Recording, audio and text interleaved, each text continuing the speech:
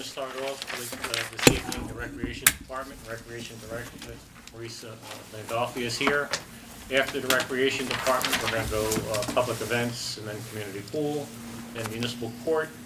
And we're going to go engineering, streets and roads, shade tree, equipment repair, snow removal, parks and playgrounds, water and sewer utility, ambulance and rescue squad, CATV, environmental committee, open space committee. We're going to address capital improvements, and then lastly, the fire department. So that's going to be the schedule for this evening. And we're going to start on page 53 with the celebration of public events. Give you a chance to get there. I'm going to start with the 290 account, not otherwise classified. And we're going to start off with fireworks and the fireworks state permit.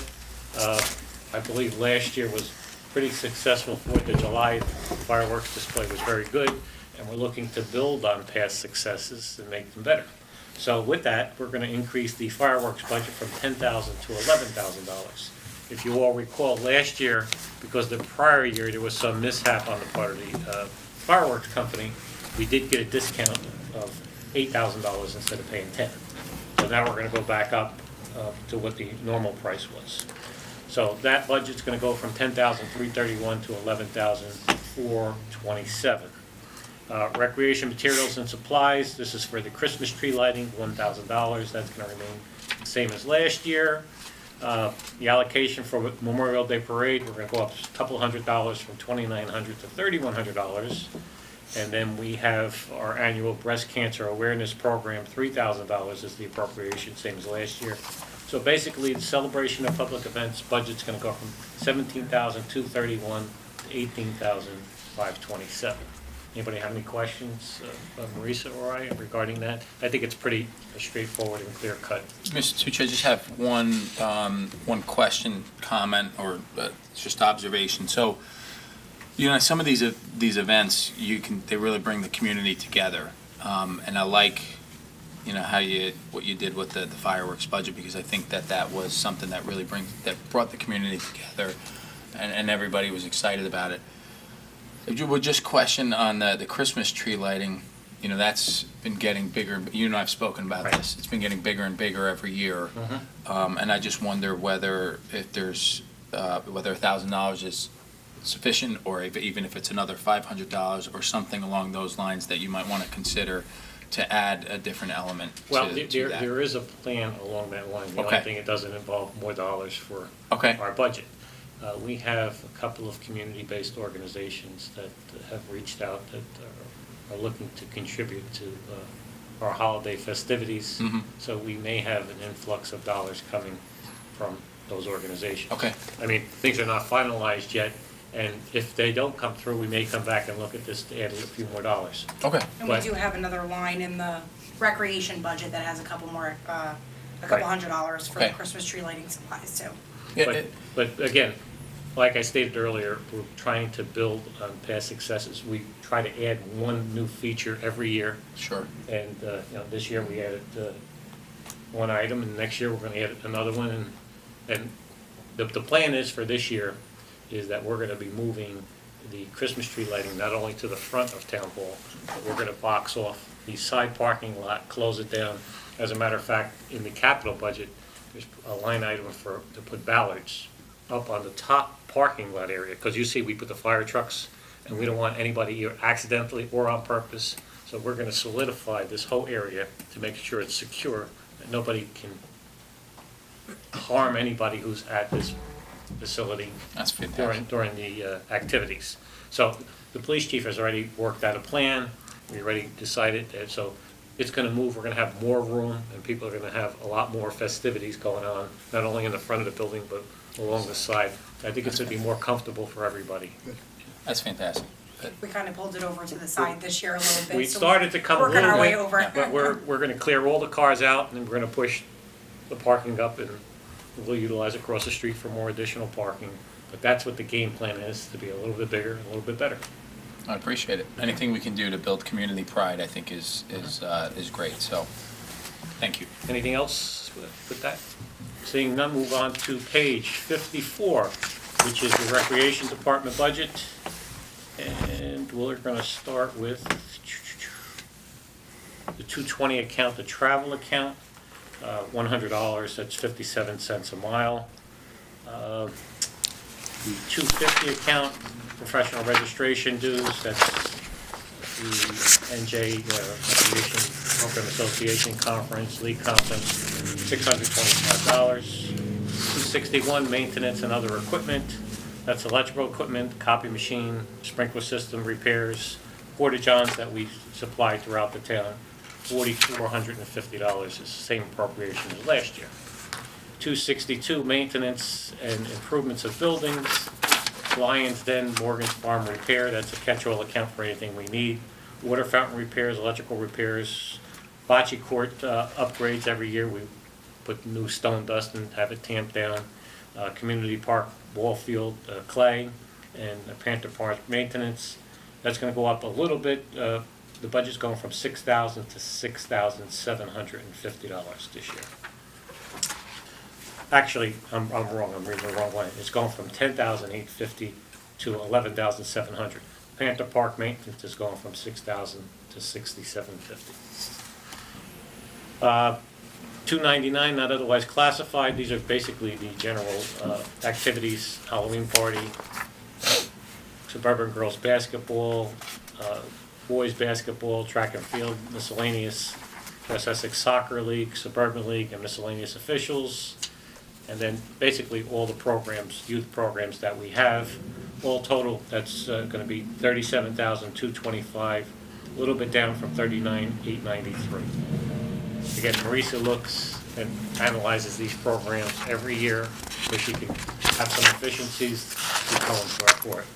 Clothing and uniform, this is for our recreation maintenance guy, John Fabrazzo, for his boots and gloves and uniform rental, $480. That's a contractual item. Miscellaneous office equipment, mimeograph paper and computer supplies, $1,000.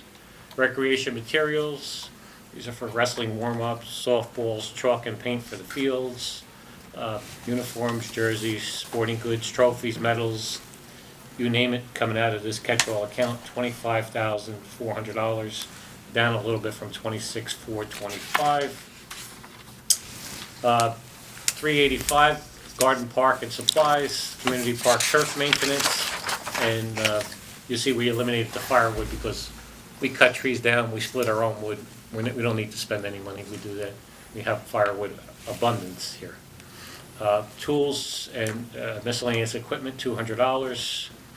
Park and recreation equipment improvements, playground games. Every year she analyzes all the playground games, whatever ones are old and need disrepair. We get rid of them, we buy new ones. She replaces the tennis nets, whatever ones are defective. Community One Pass online registration. This is a program, as a matter of fact, we talked about this today at the department heads meeting. We're going to be introducing, people can register online. So you don't have to come in here anymore. Marisa, we tried to do it last year, it just didn't work out. We're going to call our IT guy in here. She's calling Community One Pass. We're setting it up, so hopefully we're going to get that online so people from the convenience of their home be able to register their children for the programs. Panther Parts maintenance contract, and that's for field turf to come in and groom the field, and windscreens. All total, that's $10,800, slightly down from $11,500. All total, the recreation budget's going from $232,800 to $229,342. And again, Marisa tries to look for all the efficiencies that she can in all these programs. It's not just an add-on 10% or take off 10%. She looks at what we did the year before. Some programs, the enrollments are going up. Some programs, the enrollments are going down. So she adjusts accordingly. We're not going to spend money where we don't have to, and we're going to put the extra dollars where we do need them. It's that simple. I mean, certain sports programs are growing, and certain ones not so much. Anybody have any questions regarding the recreation budget? Just about community park, is there any update on what's going on with Right now, that? we're entertaining quotes because we're trying to keep it in its natural state. We've had some feedback from some of the environmental groups in town because they had heard that we're going to try to put synthetic turf there. and the feeling is that they would like to see it maintained as a grass field. So we're gonna take a look at both and see what works out best. The main issue down at Community Park is the drainage. The drainage is causing problems because I think the drainage is failing. You'll see in the corner is very wet a lot of times where the hill is, and then the center of the field wears out. Because years ago, we used to cut down the playing time in April, and that was the rejuvenation period. We used to have it reseeded and give it that 1 month, and used to bring it back. Because of the intensity of the field use and the schedule, that got eliminated, and that's why you're seeing a lot more wear and tear. In particular, in the center of that field, you'll notice John Fabrazzo, he has returfed it, reseeded it a million times, but that's the wear point. And again, part of it's due to the drainage, and part of it's due to the excessive use. But we're gonna start looking at, if we go back with the natural turf, we're gonna have to start shutting it down, at least for 2-3 weeks, so to give the field a chance to rejuvenate, especially in the springtime and early April. But that's the plan at this point, but you'll see it later on. We're gonna be bringing proposals back on some improvements there. Mayor, for me, it's a comment and question. With regard to the field, so are we going to explore all our options? We're going to explore all the options. You're going to do Not just natural and turf, but you're going to do and the both? turf. We're going to explore and see what the differential is in Okay. pricing, and then get feedback from the public. Okay, Yeah. okay. And then just a comment, Marisa, you do a great job. Majority of these events do bring the community together, and every year, Mr. Tucci's right, it seems like they get bigger and better every year. It's just really a lot of fun to bring your family to them for, an hour or two you're spending together. It really makes a difference, and I know how hard you work with your staff behind the scenes to make it, put it together, so I just want to say thank you. Thank you so much. Yeah. Mr. Mayor, if I may, I actually have one question, just try to understand. So when we have, multiple rec programs that come in and those individuals pay a fee, how does that get taken into account with regard to the rec budget or the overall budget? So let's say you have 100 kids that sign up and it's $100 a piece. Where does that money go in terms of the bottom line here, or how does it impact this budget?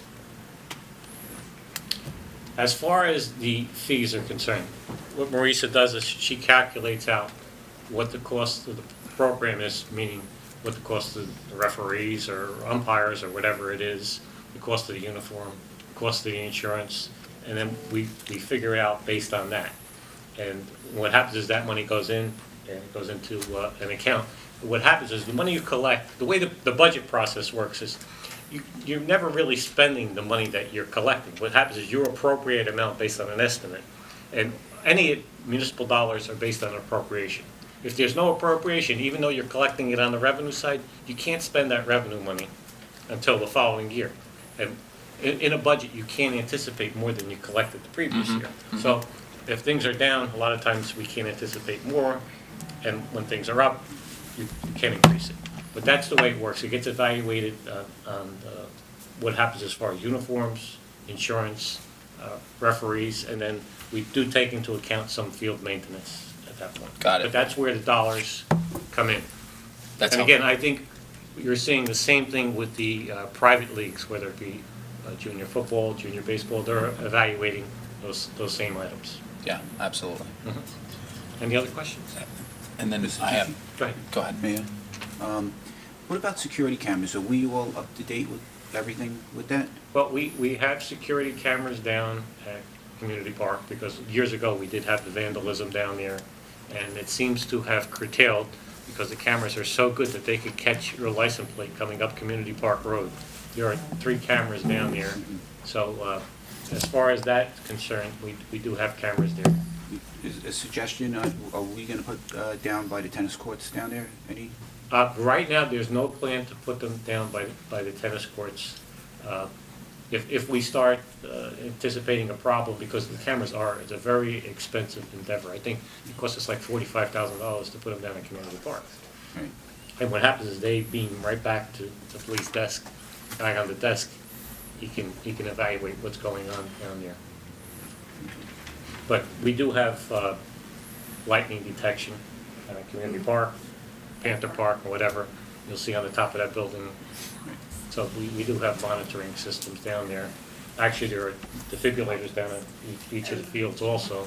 It's part of the requirement from the high school. When they use our facilities, it's a requirement that there be a defibrillator there. So, to answer your question, that's what we have available right now. Anybody have anything else? Mr. Mayor, I apologize, I have one more comment, not a question. I actually just want to acknowledge Marisa. I've worked very closely with Marisa between various sports, and the feedback that I've heard from the community has been outstanding. I see it firsthand. I see how accessible Marisa is, and how responsive she is, not only to the coaches that I work with, but to every single sport and all the feedback. I was recently at an event where there were the rec basketball coaches were there, and she didn't know this, but they were texting her back and forth on a Saturday, and she was getting back to them right away. And I know she's got a family at home, but she doesn't forget about us, and we appreciate it. And we appreciate all of the hard work that she does. Thank you. I So. appreciate it. Well, Deputy Mayor, I just want to make one comment along that line. You're not telling us anything we don't know. We know, when we hired her away from where she used to work, we knew what she was, and we got not only what we thought we were going to get, but we got a hell of a lot more. Absolutely. Absolutely. Thank you, Maurice. Thank you, Marisa. Thank you. Yeah, Appreciate it. If I may also just say, same, sentiment that the deputy mayor just said, but also all the work that you do for MAC. I mean, the grant, you go above and beyond in every capacity. And same thing, I've texted you, you're like, I'm off today, but, and she gets right back and is always on it. And we are so lucky to have you here. So thank you so much, Marisa. And she also handles our website. And the website, yeah, Handles when I got more. the health advisory Facebook page, boom, she did it, it's just unbelievable, so, thank you. Thank you. All right, now we're going to move on to page 124, which is the swimming pool operating budget.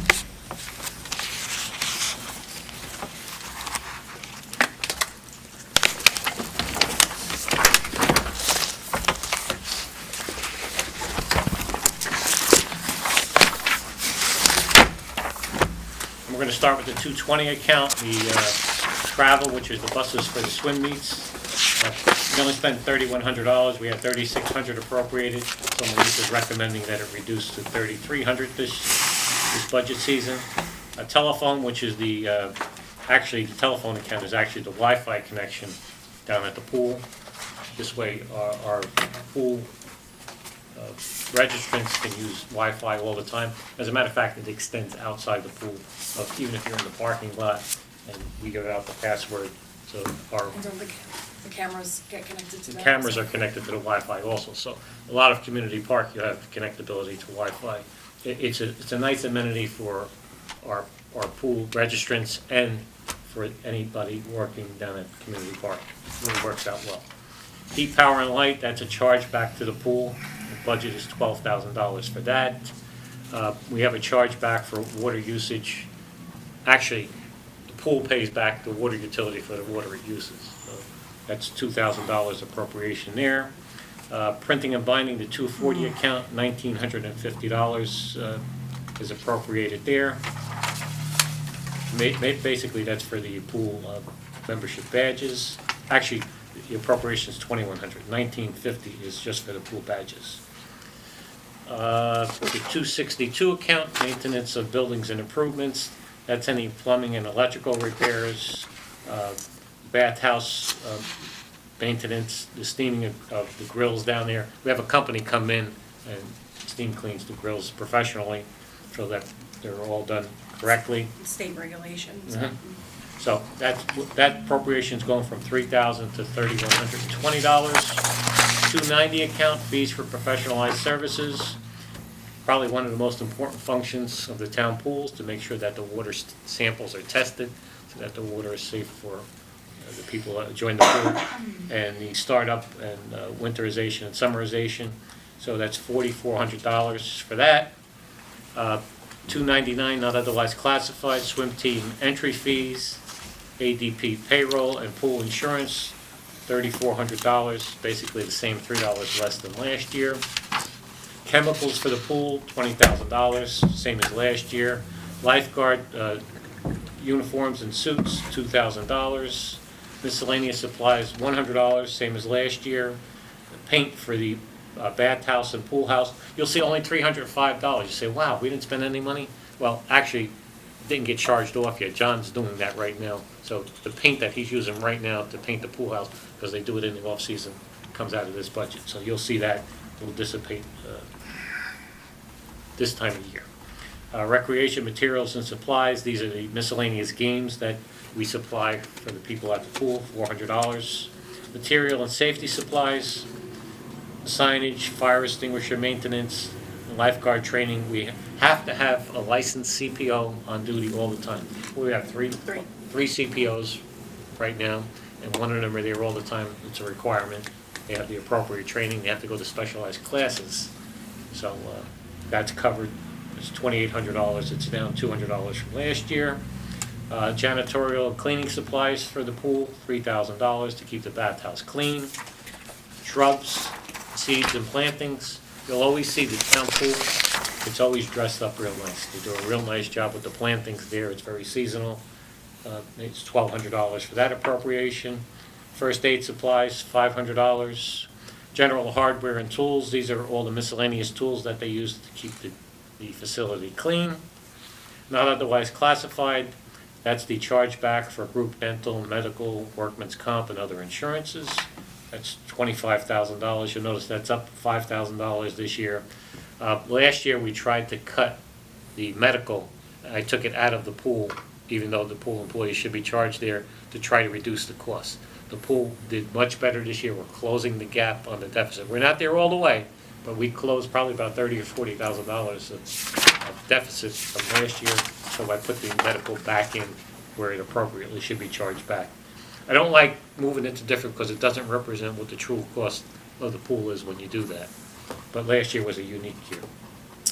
General hardware and tools, garbage cans, chlorine testing, garden hoses, filter baskets, $1,850. Furniture and equipment, lawn furniture gets analyzed every year. Stuff that's beat up, Marisa tosses. The umbrellas, she replaces X amount every year. So we don't replace them all at one time, we rotate them out a little at a time. So it's $3,000 appropriation for that. And then the ropes and floats, $600 for replacement there. So this budget's going from $230,533 to $235,307. And if you look down to page 127, swimming pool capital. These are the capital improvements that we do there every year. Servicing of the diving boards, you'll see that every year, $400. Pool deck repair. Marisa and John go around the pool every year at the end of the year. They look at the concrete decking, see where it's uneven, where anybody could stub a toe. And we have a concrete guy come in before the beginning of the year, take those back slabs out and make sure that it's safe and, people don't have any potential for injury there. Summerization and winterization of the pool and the kiddie pool, we have a company come in and do that for us. Filter room upgrades. Chlorine and it really eats up a lot of the piping in the pool room. There's always a lot of repairs there, so there's an $8,000 appropriation there. Depth marker replacement, self-explanatory. So the appropriation here is for $27,000 for capital improvement this year. It's down slightly from $28,100. Anybody have any questions regarding pool operating or pool capital? Seeing none, I want to thank Marisa and Gia for coming in tonight. Go ahead. On page 131. Yes. Did you skip that page? Bonds that were issued? Well, these were bonds that were issued, these are the old serial bonds from 2013 Right. that we're paying, that's what we're paying down. So, You'll see the balance there and what we're paying principal and interest for the year. okay, so if I'm reading, so this past year, we paid a principal of $95,000 $95,000 down. plus interest of $23,178 on those bonds. Okay, so, and when will, so that's, and it'll be fully matured when? So when are we done paying that? 20 years. So 20 years from 2013. 20 years. Okay. And So then we're I'm talking sorry, I know you backed up your 2033 stuff. is when that will end. It's a 20-year bond. Okay. And does it stay the same, or does it fluctuate? It fluctuates. Okay, A lot of times, the principal changes, then the interest will vary from year to year. okay, Because what happens is Bill Homa, he stages it based on what the income is. So on years where he has more revenue, he'll put more and do a bigger payment on the principal. In years where, like last year, probably was a little bit less. So it varies, and you'll see that with all the bonds. But what happens is normally on the first couple of years of any bond that's issued, we normally pay just the interest for the first few years.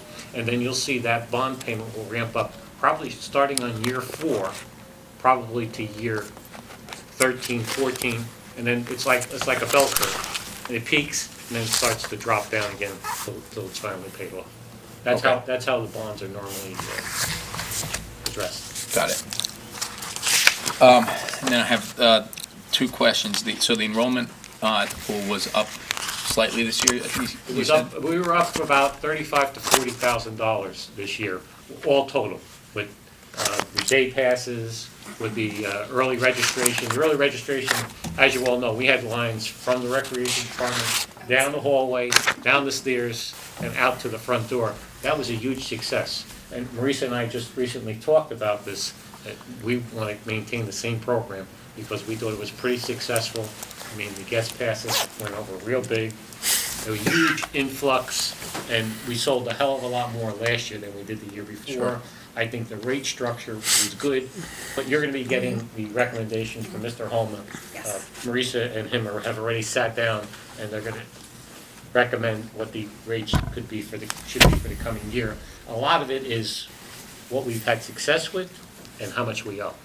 Yeah. And Bill tries to balance those 2 items to make sure they both mesh, so that we have enough money to pay our debt service, yet we keep the rates low enough so that we attract enough people so that we can collect those dollars to pay. Got it.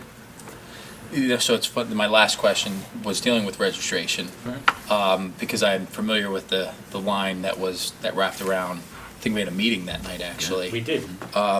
Have we looked at, so you talked about the call one, the online registration that you're doing for the rec Community department? Pass. Community one? Community Pass. So I'm wondering if you can utilize that same software for Well- some type of registration there. You can. Because for the I know that pool. was difficult. It's a different and more expensive software, so we really just, they usually ask that you start off first and just do regular recreation.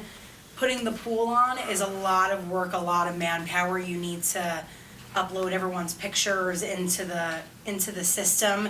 It's just a lot of work to do. There's gonna be a for phasing the of this. fir- You can't put everything all at one time. Right. You gotta start slow, and then it's like building blocks with the system. Got it. Okay, thank you. Okay? Thank you. Thank you very much. Thank you, everybody. Thank you, have a good night. You too. With that, we're gonna move on to municipal court. We have Judge Bendezy here. Good evening, Judge.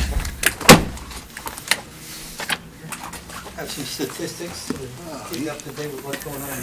You're the only one that brings out handouts. Every year we get a handout, absolutely. Thank you, Judge. Thank you, Judge.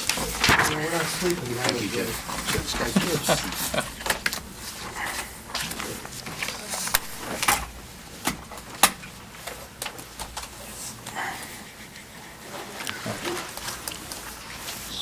We're gonna go to page 16.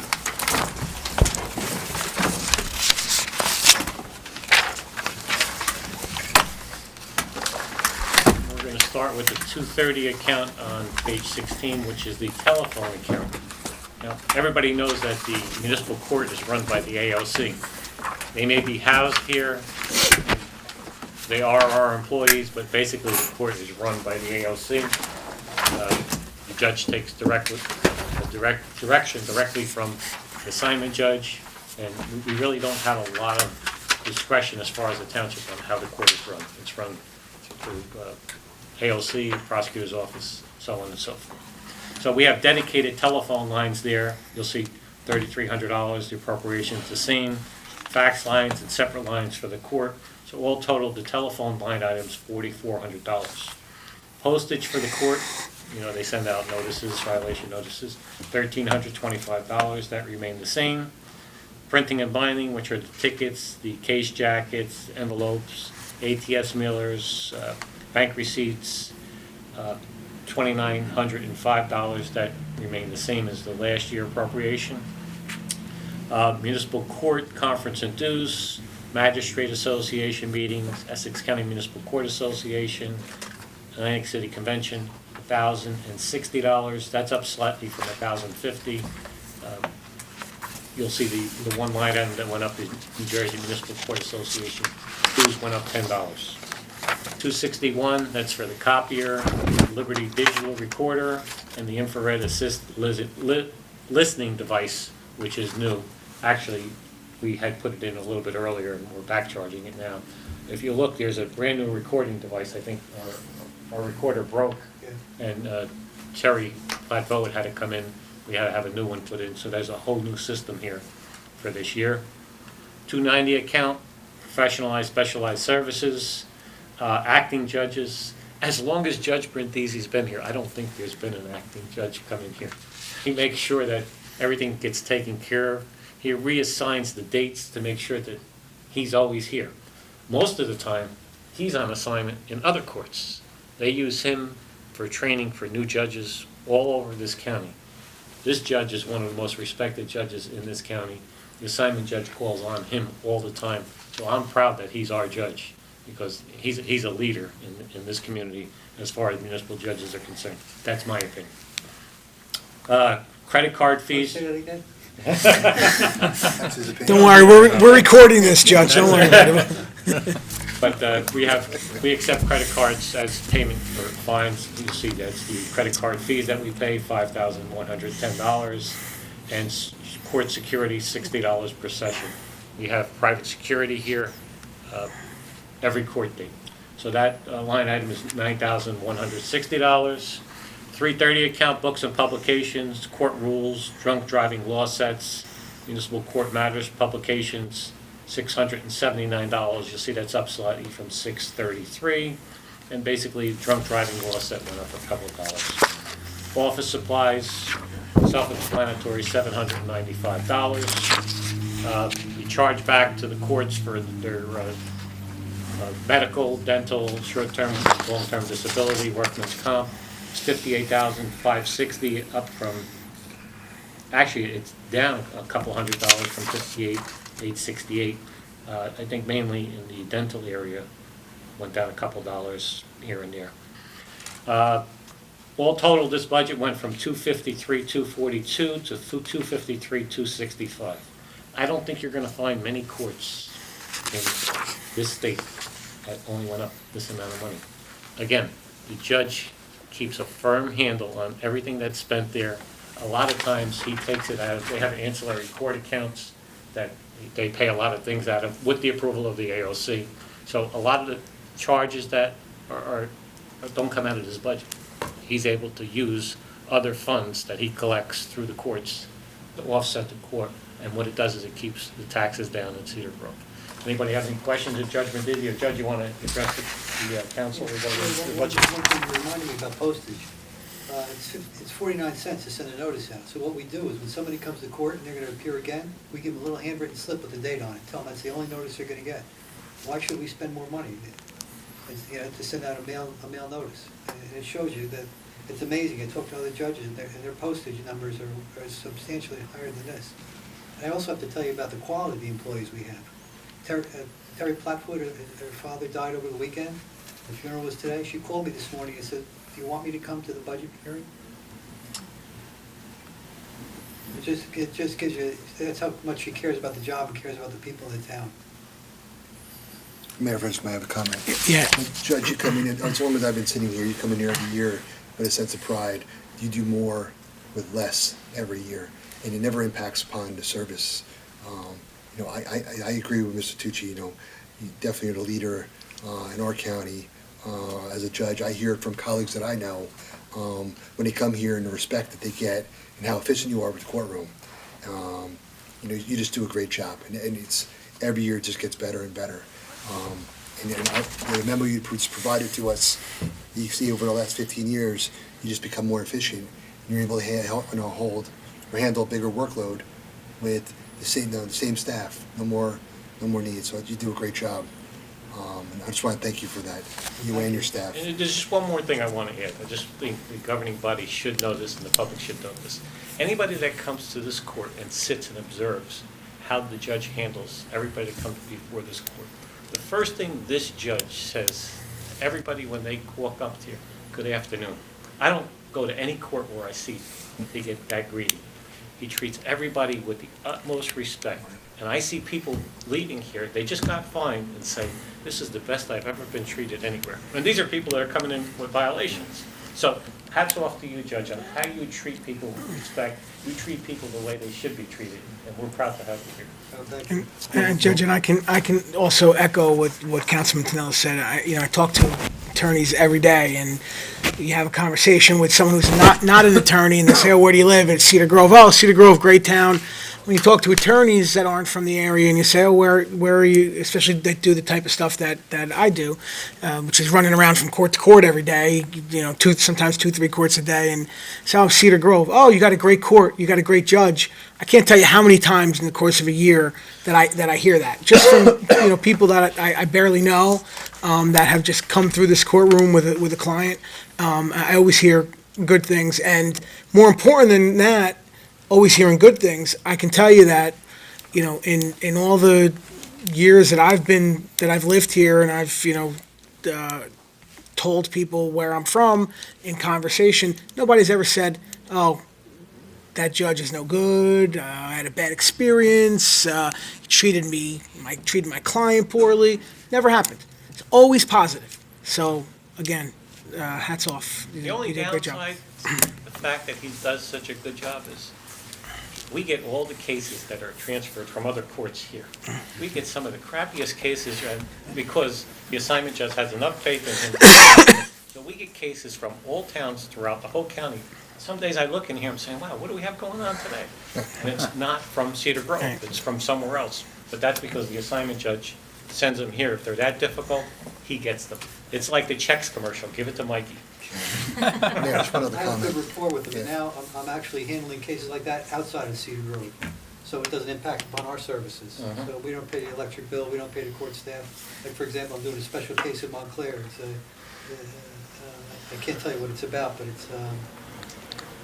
it's gonna create a lot of controversy. So, and they're setting me up in Montclair just to hear that case. Mayor, just one other observation. I noticed in the amendment that you gave us, there's a significant drop between this year and last year in the amount of incidents that occurred in Cedar Grove to a total, I think 800, less than 800 incidents, I guess. 20%. Oh, yeah. It's a credit to our law enforcement, obviously, and in the job you're doing in here. Yeah, that number just pops off from the piece of the memo that you gave us. Well, I Yeah. don't know if it came up during the police hearing, but that roadblock that they had. Drunk driving enforcement. Over 1,000 stops, Yeah. very few violations. And no DWIs. That's great. On 1,000 stops, not one DWI. Yeah, that's great. Thank you. Anything else? Thank you. Mr. Thank you, Judge. Thank you. Mr. Mayor, one question, I apologize. The last minute question, it seems like. I echo everything that everybody said, and I can't tell you how much I appreciate how you go through your budget with such a fine tooth comb, and you look at even the stamps and the postage, because I think when we do that collectively, and every department does that, it gets us to where we are in terms of keeping our tax base low. So I can't thank you enough. I echo everything that they've said and everything that I've heard throughout the legal community as well. Take the cue from Mr. Tucci. Yeah. What can I This say? is true. I'll be able to tell you what the percentage is for every municipality in Cedar Grove, what goes to the county, what goes to the Board of Education, what runs the town. All right, Mr. Tucci, the percentage that runs the town of Cedar Grove is minuscule as compared to everyone else. Between 19 and 20 cents on the dollar. That's all that states here. Yeah, The average municipalities are between 25 and 30 cents. yeah, that's, wow. It's a big difference. So, the question that I had was on the memo, so this might be a silly question, but I'm a big fan of asking any question that comes to mind because I don't know the answer. With regard to the revenue that comes in, how does that, so it's a similar question to my rec question, when the revenue comes in, what happens with this money that's here? It looks like $204,322. How is that, was it allocated back to the town? Well, to the depending courts? upon what the complaint is and how it's written, is whether the municipality keeps it off. If it's under local ordinance, we keep the money.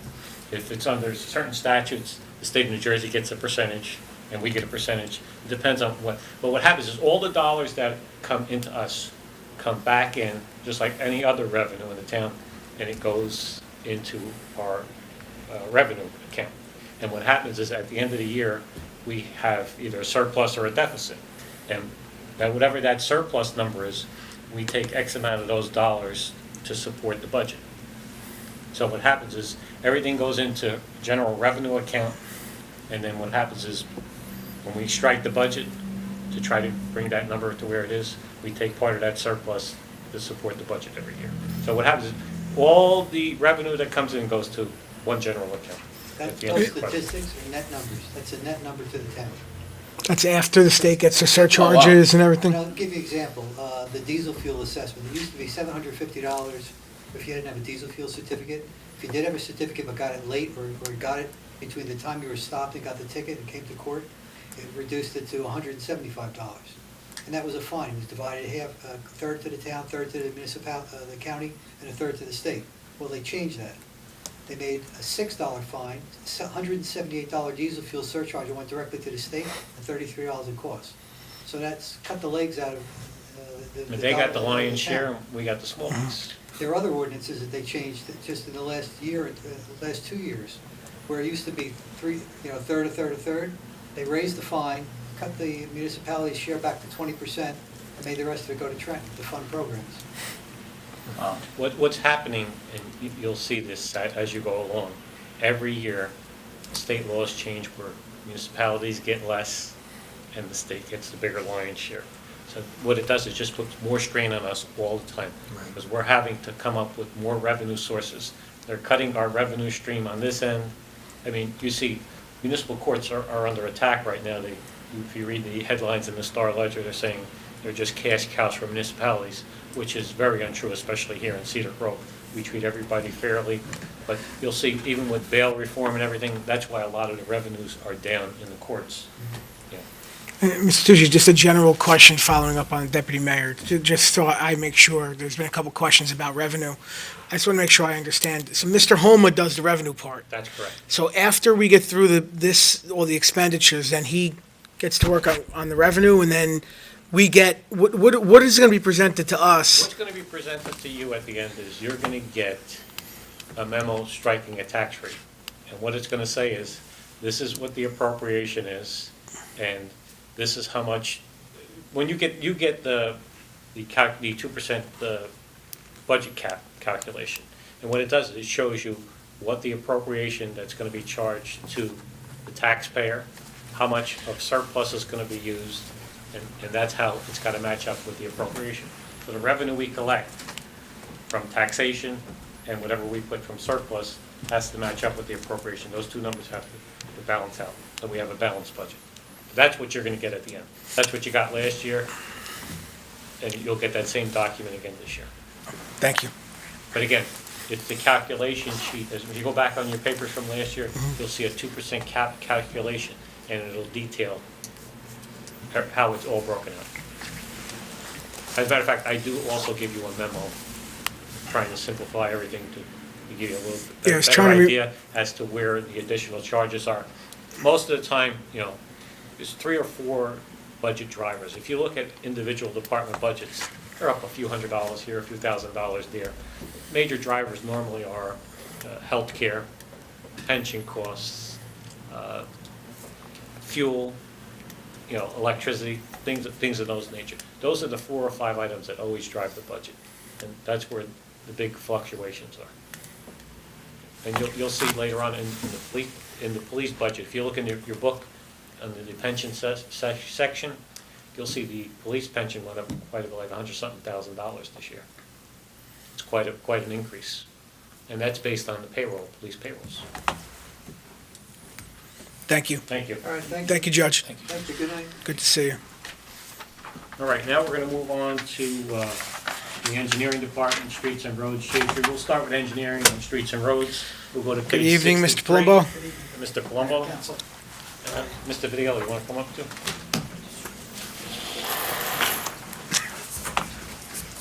Good evening, Mr. Vidiello. How you doing? Good. Okay, page 63, we're going to start at 240. Printing and binding, you'll see that's the street maps and aerial photos, any updates that we have to make, tax map amendments, and any zoning map changes, $725. 250 account conference and dues. That's for associations, American Public Works Association, New Jersey Society of Municipal Engineers, Municipal Engineer Inspection Program, and any other engineering seminars. We send our 2 engineering aides, Mr. Donovan and Mr. LaCasio, for training all the time. Rutgers in particular has what they call an RTAP program. It deals strictly with pavement and pavement conditions and how to evaluate. So those are just some of the programs that they go to. Maintenance and other equipment, radio repair, SMS security. Everybody knows what SMS is, our alarm systems in our buildings, and the HVAC contract, $980. Carpet cleaning for engineering, once a year the carpet gets cleaned up. Clothing and uniform, it's a contractual item, $630. Office supplies, $950. Cleaning supplies for the engineering office, $480. And as you can see, it's a very small budget. It's $11,317. It's up $5 over last year. Moving right along, we're going to go into page 66, which is J tree budget. A lot of you were not here back when the 2% cap went into effect. And when that happened, a lot of municipalities had to slash a lot of areas. This was one of the areas back then that really got slashed, our tree removal. You'll see where it says tree trimming, $15,000, which is going up to $20,000. That was originally $40,000 back in the day. We've been bringing it back $5,000 per year to make it grow back. We also have money in the capital, $40,000, that was trying to offset this. But at some point, that'll go away in the capital, and this will be built up. So that's why you're going to see probably every year until we get back up into the 40, 50,000 range, you'll see this line item go up by $5,000. So in the tree removal, you have tree and stump removal, $2,000.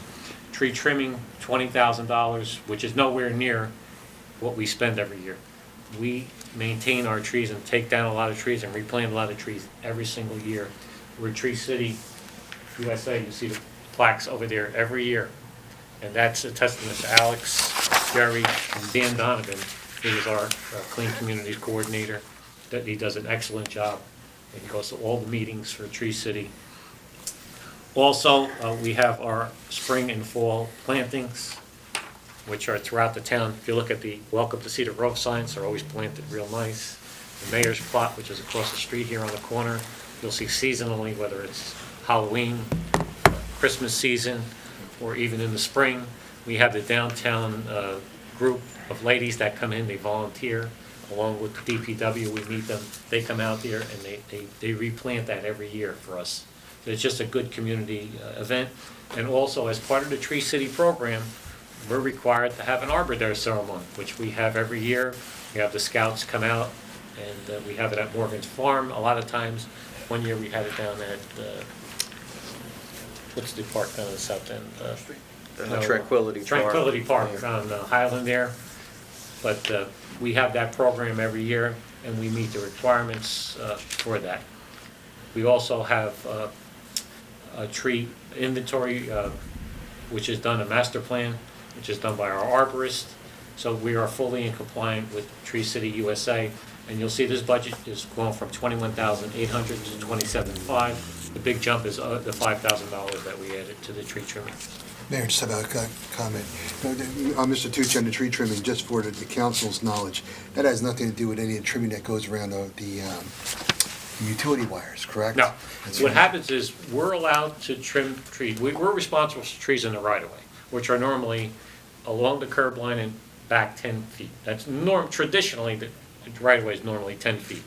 Anything that's back on private property is not our responsibility. And then any trees that are in our parks and all our other facilities. Anytime that any limb touches a wire, we are not allowed to touch it at all. We have to notify public service. We wait till they come and they trim out their piece, and then we have our guy, they won't take the whole tree down.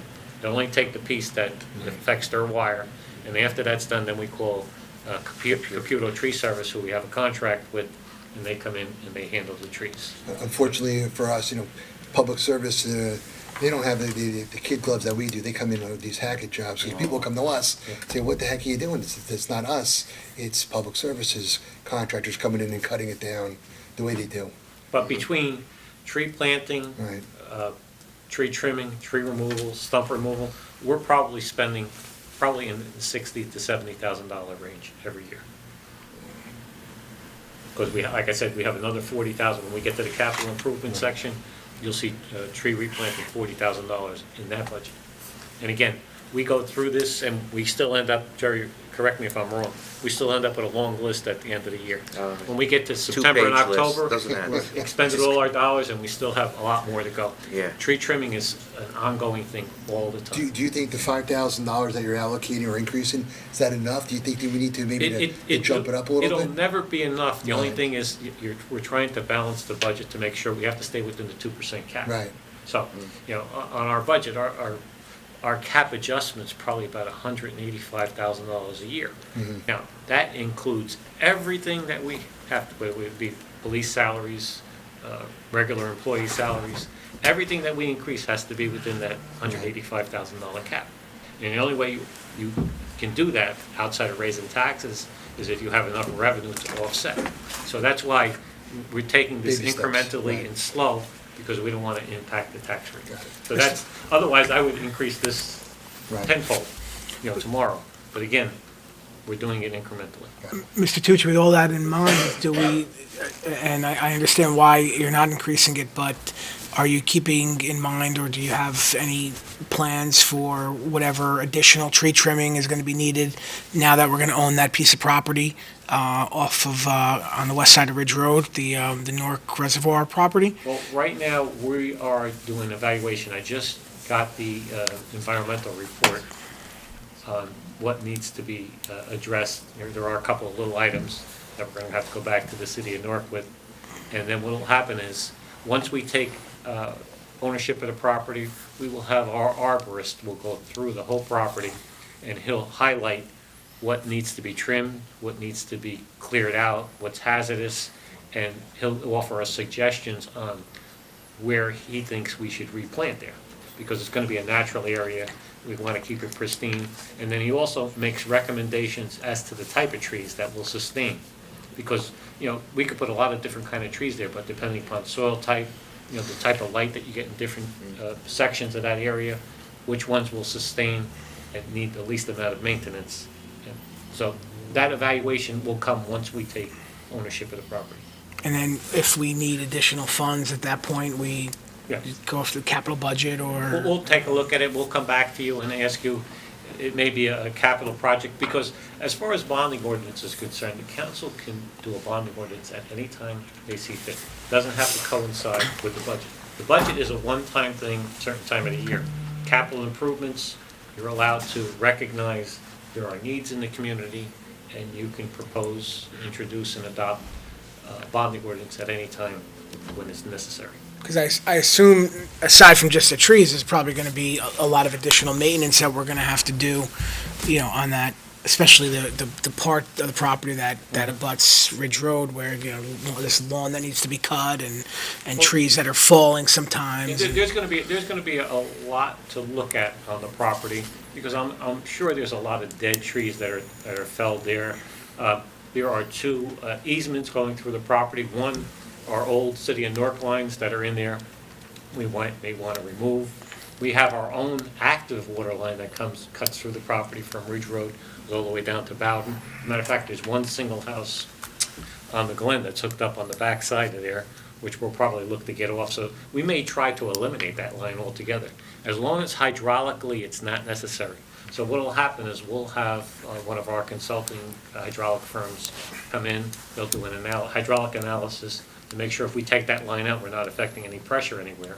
But if it's unnecessary, we'll take that one house, tie it back into the main in the Glen, and see if we can't eliminate that piece. Because if we don't need a water utility and a pipe through there, which is only a cost for maintenance. Matter of fact, we just recently had a water main break back there, which we had to repair. And it's hard to get back there, it's wet. So we're gonna try to make it as pristine as possible to bring it back. We're gonna try to eliminate all the water lines in there and try to get them out of there. We're gonna try to eliminate the buildings that are there. And, we're gonna try to make it a nice passive piece of property. Thank you. All right, moving right along, we're gonna go on to streets and roads on page 67. We'll start with the 250 account, Atlantic City Convention, $50, that's a registration fee for Mr. Vidiello to go down. He normally attends for the day. 299 account, storm drainage repair and catch basin cleaning, $5,300. Again, a lot of this stuff, why you don't see anything with catch basin cleaning, because that happened at the end of the year. You'll see that bill coming through, but that money was all expended, and that work was done. 320 account, clothing and uniforms, that's the contractual item for boots, gloves, that we're required to have, $3,475. 330 account, books and publications, those are the POSHA regulations, CDL driver training, and CDL license renewal. We have CDL driver training, and we pay for their licenses when they come up for renewal. That's going to be reduced from $655 to $325, because what's happening now is a lot of times our guys are training the other guys. The guys that are CDLs, we're taking them out, we're doing the training ourselves. We have most of the people that we hire, we require you to have a CDL, because in order for you to drive the big truck during a snowstorm or pull the leaf tags, you need a special CDL license. So that's why we're eliminating the $330 for the training, because we're doing it in-house. Office supplies, $125, the same as last year.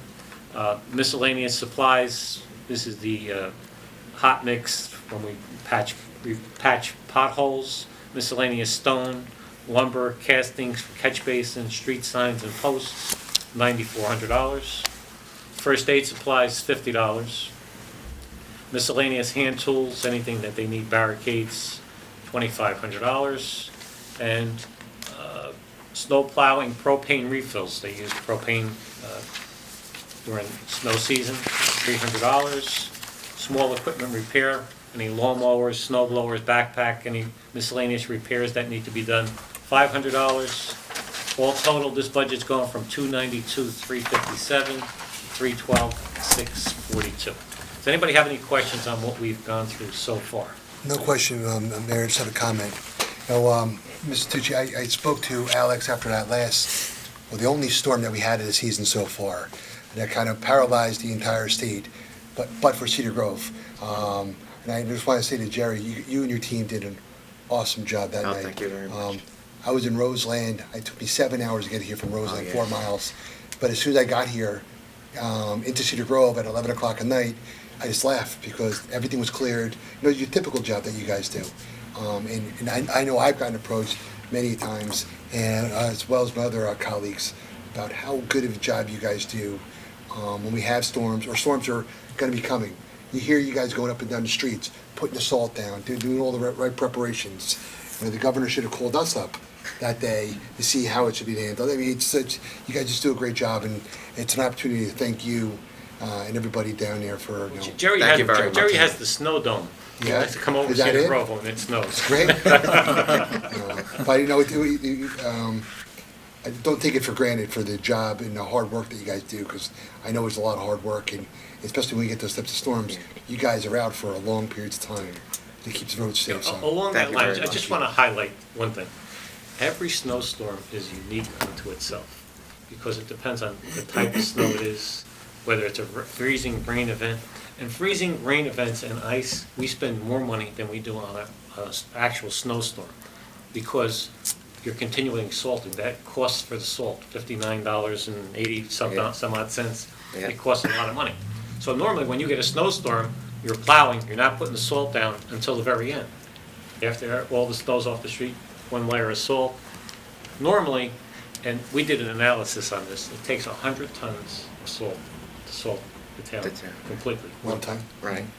So we have it down to a science on what needs to be done.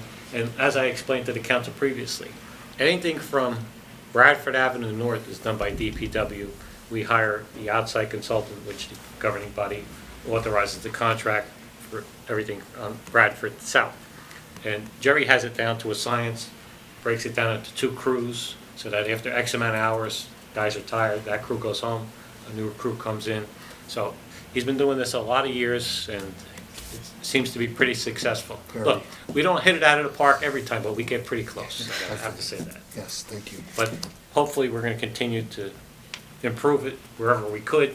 You see in capital improvement, there's always a request for a new truck. We try to keep our equipment so we don't have the failures and the breakdowns, because that will screw up any snow operation. When your equipment breaks down, you're stuck. And then you're at any contractor's beck and call, and normally, when you're in a storm, they're already contracted out to somebody else and you can't get them. So that's where we are. Along that line, let's go to page 73, which is our snow budget. Let's talk about that a little bit. And we're going to start with the 280 account, which is rentals. And rentals is what we pay the outside contractor. And again, I did a little analysis for today. Last year, in January and February, we had 4 events, either ice or snow, in the months of January, very mild. In the month of March, out of 31 days, we had 23 events. We spent most of our budget in the 23 days in March last year and the first 2 months. So, you know, again, our budget was fine. We had more than enough money to handle it, but it just, I'm just hoping we don't have a bad one like we had last year. But I just wanted to give you just that little bit of a fact. January and February, 4 events for 2 months. March, 23 events out of 31 days. And it is a drain on the manpower when the guys have to work. But again, private contractors, $75,000. You see, we spent $75,678. We're bumping it up a little bit to $78,000. We think we're going to be okay. The forecast is for mild. You never know what the weather's going to bring, but so far, you know, we're holding up. We may get a mild event tonight. I think the forecast is between 1/2 to 2 inches for Cedar Grove, based on our Weather Works report. So, you know, hopefully, the only concern is if we get that deep freeze, because then it'll turn to ice, and that creates a little bit more of a problem. But for the most part, we'll be on top of it. Meal reimbursement, this is a contractual item. When the guys work X amount of hours, we feed them. Vehicle replacement, these are for tire change, links, snowplow repairs, $3,000. General equipment and parts, snowplow accessories and spreader accessories, $4,500. The big item in the budget is always rock salt. Rock salt is the same price this year as it was last year, $59.97. Last year, we had an appropriation of $95,952. We spent $104,371. We kept it the same. We're not going to increase it. Hopefully, the weather's going to be, we're not going to have that violent March like we had last year, and we should be okay. So all total, this budget's going from $264,199 to $267,199. Anybody have any questions regarding the snow removal budget? Mayor, just one question. On the salt, is there a sharing arrangement with the salt? How do we get the salt? What happens is we buy it through the County of Essex buys bulk purchase, which it comes at a cheaper price. If we were to bid this individually because of the smaller quantity that we buy, the price would be much higher. Even more than the $60, Yeah, right? But because we buy it through the cooperative, and the county supplies most of the municipalities, and we just reimburse them for whatever we order. Okay. So it's through a cooperative. Okay. We do a cooperative purchase. Thank you. Mr. Mayor. Mr. Tucci, this is dealing with the DPW in general. I think it was last year that we approved the purchase of a piece of equipment for the repaving that keeps the asphalt The hot box, yes. And I'm wondering how that has worked out since we've received it. Has it been a benefit? Have we saved some money doing that? Well, So, we've received it kind of late, so, but it holds a lot more asphalt, holds 4 tons, so we can get a lot more done. And we don't have to waste it, we don't have to dump it at the end of the Right. day. We could plug it in, it stays warm, we could use it the next day. So. Yeah, you and know. that was a big benefit, was because we were Oh, losing a lot of the absolutely. asphalt in years past, and now you're just able to keep it hot Yes. as it turns. Right, we don't have to waste it, we don't have to dump it, and we could also use it for water main repairs, you know? Oh, that's great. As long as, we can fit 4 tons in Got it. the patch. But it's That's definitely great. worth it. Oh, great, great. Mayor, Yes, Councilman. I just have a question about the water main breaks. What is actually breaking? Is it the collars or it's the actual line that's breaking? It depends. Like, I believe, on the one on Ozone, it was a flange. It was Yeah. a dresser coupling. Dresser or a coupling. valve. We thought it was the valve, could be anything, could be a valve, could be a coupling. It's one on Bradford that was it this morning we had one? Yeah, right on Pompton and Ozone. Right, that's where it That was was. a dresser coupling, And, that one. and ironically, it was 2 valves that were buried over. When the state previously came in and paved, they paved over the top of the valves. So the water department really didn't know that they existed until they started digging, and they found 2 valves. Now they're identified, they remapped it all. The valves are brought back to the surface with valve extensions, so now you can see the valves at the surface. The thing that kills us the most on these water main breaks is you have to isolate the area so that you're shutting down, so you're not shutting down the whole town.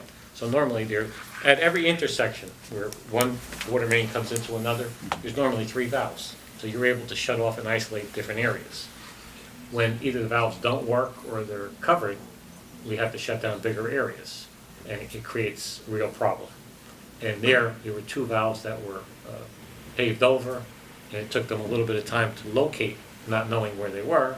But when they finally found it, and they were done by about 2:30 in the morning, this morning, they finished up that job. But it took them a while to locate. Thank you. But again, the answer to your question is it varies. Sometimes there's a hole right in the side of the pipe. Sometimes it's the valve stem that's leaking. Sometimes it's the dresser couplings. It could be a lot of things. But when we get to that point, when we get to the water budget, we have our licensed water operator, Michael Grasso, here. I'll let him go into a little bit more detail. Anybody have any other questions regarding snow removal? You're going to handle parks and playgrounds? Yeah, I got it. Okay. All right, we're going to go to page 74, parks and playgrounds. 250 account, pesticides and updates, $750. SMS Security is the security system for the parks building. Chemicals and gases, herbicides and pesticides, $300. 320 is clothing and uniforms, which is contractual boots, t-shirts, gloves, etc. 361 miscellaneous lawnmower repairs, $2,000. 370 account, clay for ball fields, paint for benches, fences, railings, lumber, safety wood chips down at the park. Under the playground equipment, every year, we're required to have the safety wood chips in the fall zones. As part of our requirement, our JIF comes out. We have a safety inspector that goes and inspects all our parks, all our equipment. Many a times they tell us, right, that stuff is outdated, doesn't meet the safety standards, it has to go. That's why in the upper playground, we applied for a CDBG grant. We got the grant. As a matter of fact, there is money, additional money that's going to be asked for in the capital improvement program you'll see later on this evening. So all that upper playground's going to get redone with ADA barrier free, but it's all going to meet today's safety standards. And then required process for walking paths, $1,100. All total, that line item is $7,600. 385 parks and garden supplies, topsoil, townwide plantings, bee extermination, $4,900. General hardware and tools, self-explanatory, and the equipment that they need, $700 there. 480 account, holiday decorations, $3,800 there. That's for the decorations like we do on the buildings here during the holiday season, so on and so forth. All total, this budget's going from $227,780, it's going down to $210,742. And you ask, why did this budget go down? Because we had a couple of employees retired that were at a higher salary, and now we just hired 2 guys who are coming in at the lower, at starting salary. And that's where the differential is on that. Mr. Tucci, Yes. my number says 231,060, not 210. Is there? You know why? I had to change mine. We just hired 2 guys. So you'll see, you might have on your page, I just hired them like this week. You may see on yours a vacant spot there. That's under the 110 account, Mr. Tucci? Yeah, the 110 I account. see that, You yeah. see it. So that was listed, I believe, that salary might have been 39 on ours. 39. So that person came in at 34,561. Okay. So there's breakage there. So that's where the differential is in the breakage in salaries. But again, you'll get updated sheets as we move along on this, because again, it just happened, they started Monday, you guys. So it wasn't reflected when I gave you the budget, it was reflected now. Thank you. May I have one question on the, so I see the safety wood chips, 2018, we had 4,500, we expended 1,300, and we're at 4,500 again. Is that, are we putting out, is that consistent, or? What happens is, there are safety wood chips there. So what happens is, Jerry will go out and evaluate, and he'll replenish. Some years, like if we have a big stormy and rain season, everything will wash away, and he'll have to replenish the whole thing. So what happens is, we anticipate that we're gonna have to replace everything every year, but sometimes we don't use it all. Okay. It's not necessary. And all that happens with these dollars is they roll back into the pot at the end of the year, in the revenue pot. So you don't lose that money, it's still there. It's not utilized, it can be utilized the following year. Got it, thank you. Anybody else have any questions regarding? If not, we move on to equipment repair. Peter? Peter DiGeronimo is our lead mechanic. Thanks, Jerry. Thank you. And catch-all. Right. If there's anything that needs to be repaired, Peter can fix it. Mr. Teacher, what page are we on? We're on page 70. 75. Good evening, everybody.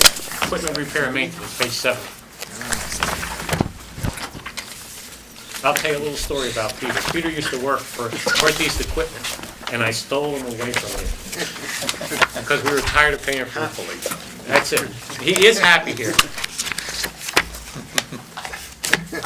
That's part of what he does. A lot of times, you'll see our trucks. Our trucks are always in very good shape, whether they're new or whether they're old. Peter takes, a lot of times, the bodies go bad, and the truck is still good. So what'll happen is Peter will sometimes take the bodies off, sandblast them and repaint them and put them back. Or if they're too bad, he'll buy a whole new body, so we'll have a brand new body. And we get more life out of our trucks than anybody that I know. And only because of his diligence that this happens. Again, when you have the right people doing the right job, you get the best out of it. But moving right along, we're gonna go to 261 account, maintenance and other equipment. You'll see radio repairs, floor lift maintenance when it's necessary, fire extinguisher refills, miscellaneous repairs, smoke detector, $3,850. Maintenance and other buildings. You'll see overhead door repairs, $600. We didn't spend anything. The doors didn't break this year, but when they do, it's expensive. So that's why that money is there in the event that it's necessary. And maintenance of other items, $475.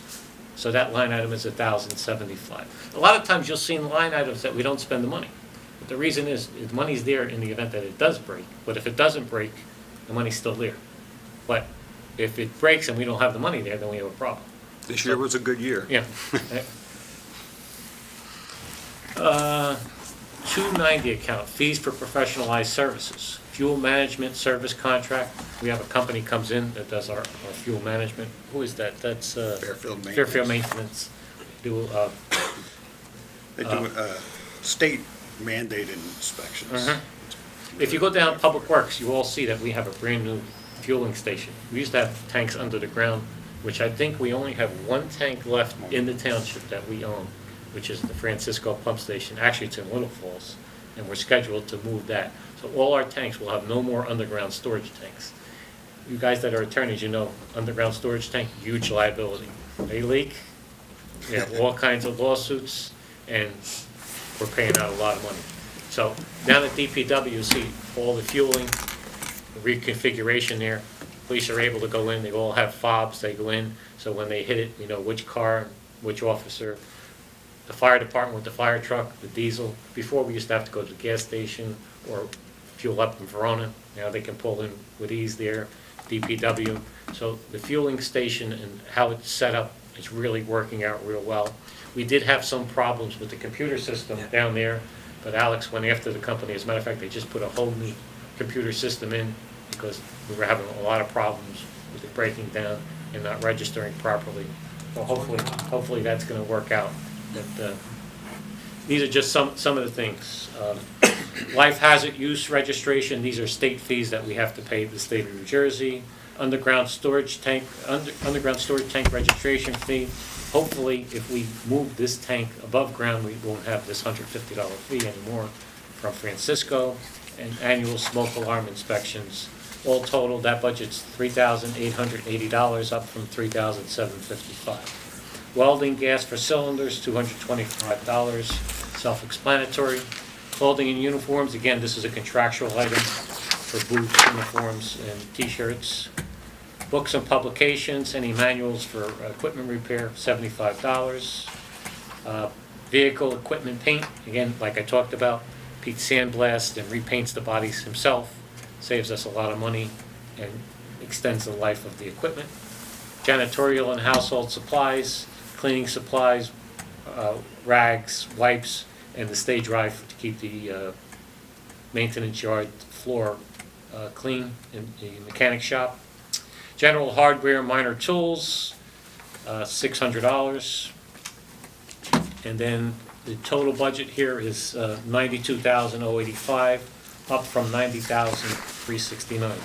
Now, you may think, wow, this is a very meager budget for equipment repair, but there's a whole nother section.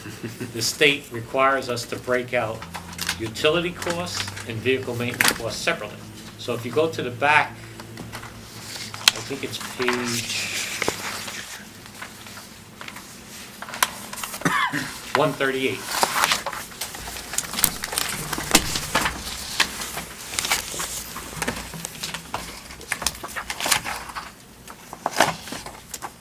The state of New Jersey keeps track of every municipality and how much you spend on your utilities and how much you spend on vehicle maintenance. I guess they just tracking to see what various municipalities are spending.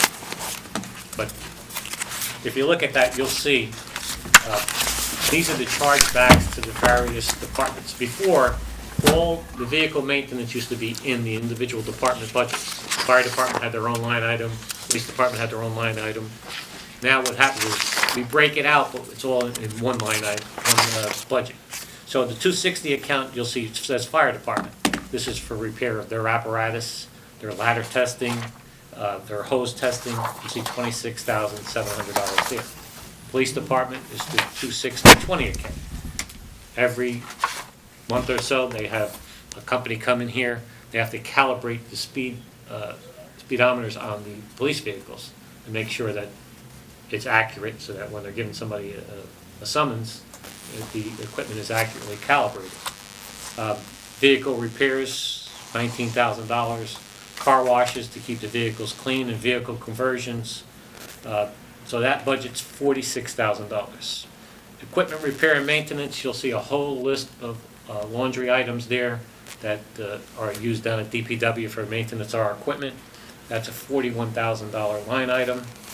Senior citizen transportation, again, our bus is fairly new.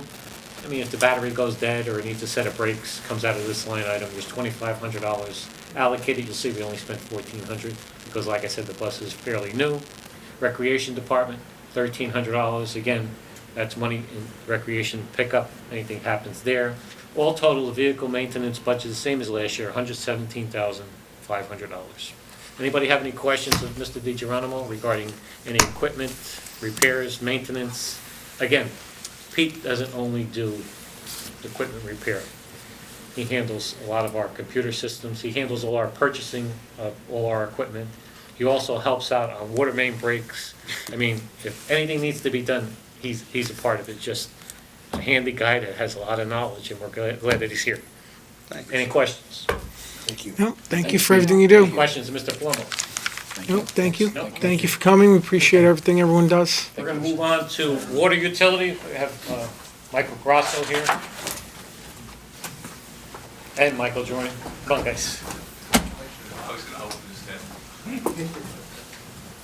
I didn't twist my head far back enough, Michael. Good evening. Good. Hey, guys. Hey. Good. Good. How are you? Before we start, the water utility, which I'll give you the page in a minute, just want to say, Michael Jordan has been with us a long time. He recently submitted that he's going to be retiring in June, I believe. June. Correct? Yeah. We just want to thank him for everything he does. Invaluable. Member of the fire department, fire chief for how many times? A couple. But we are happy for you, but we're sorry to see you leave the Cedar Grove family. I know you'll still be here in town. We could still call upon you, but I just want to thank you for everything that you do professionally and personally. Thank you. Thank you. Also, to my right, Michael Grasso. Michael Grasso came up through the ranks in the Public Works Department, went from maintenance worker, was the water and sewer mechanic. Michael just recently obtained both his water operator's license, S3? Yeah, S3. And sewer S3. S3. So Michael, we used to pay an outside consultant, which I'll show you as we go through the budget, like $100,000. What happens now, Michael, we have one person, so before we were paying 2 fees. Michael handles both of that. I recently promoted him and adjusted his salary commensurate. And you're going to see a large savings in water and sewer utility because of that consolidation. But Michael, Cedar Grove resident, as is Michael on my left, and it's nice to see people homegrown coming up through our own system doing well. We have the best and the brightest that are homegrown, and I'm happy to crow about that. And we're just happy that you're here, and you're going to be here for a long time, like Michael Jordan. Okay, let's go to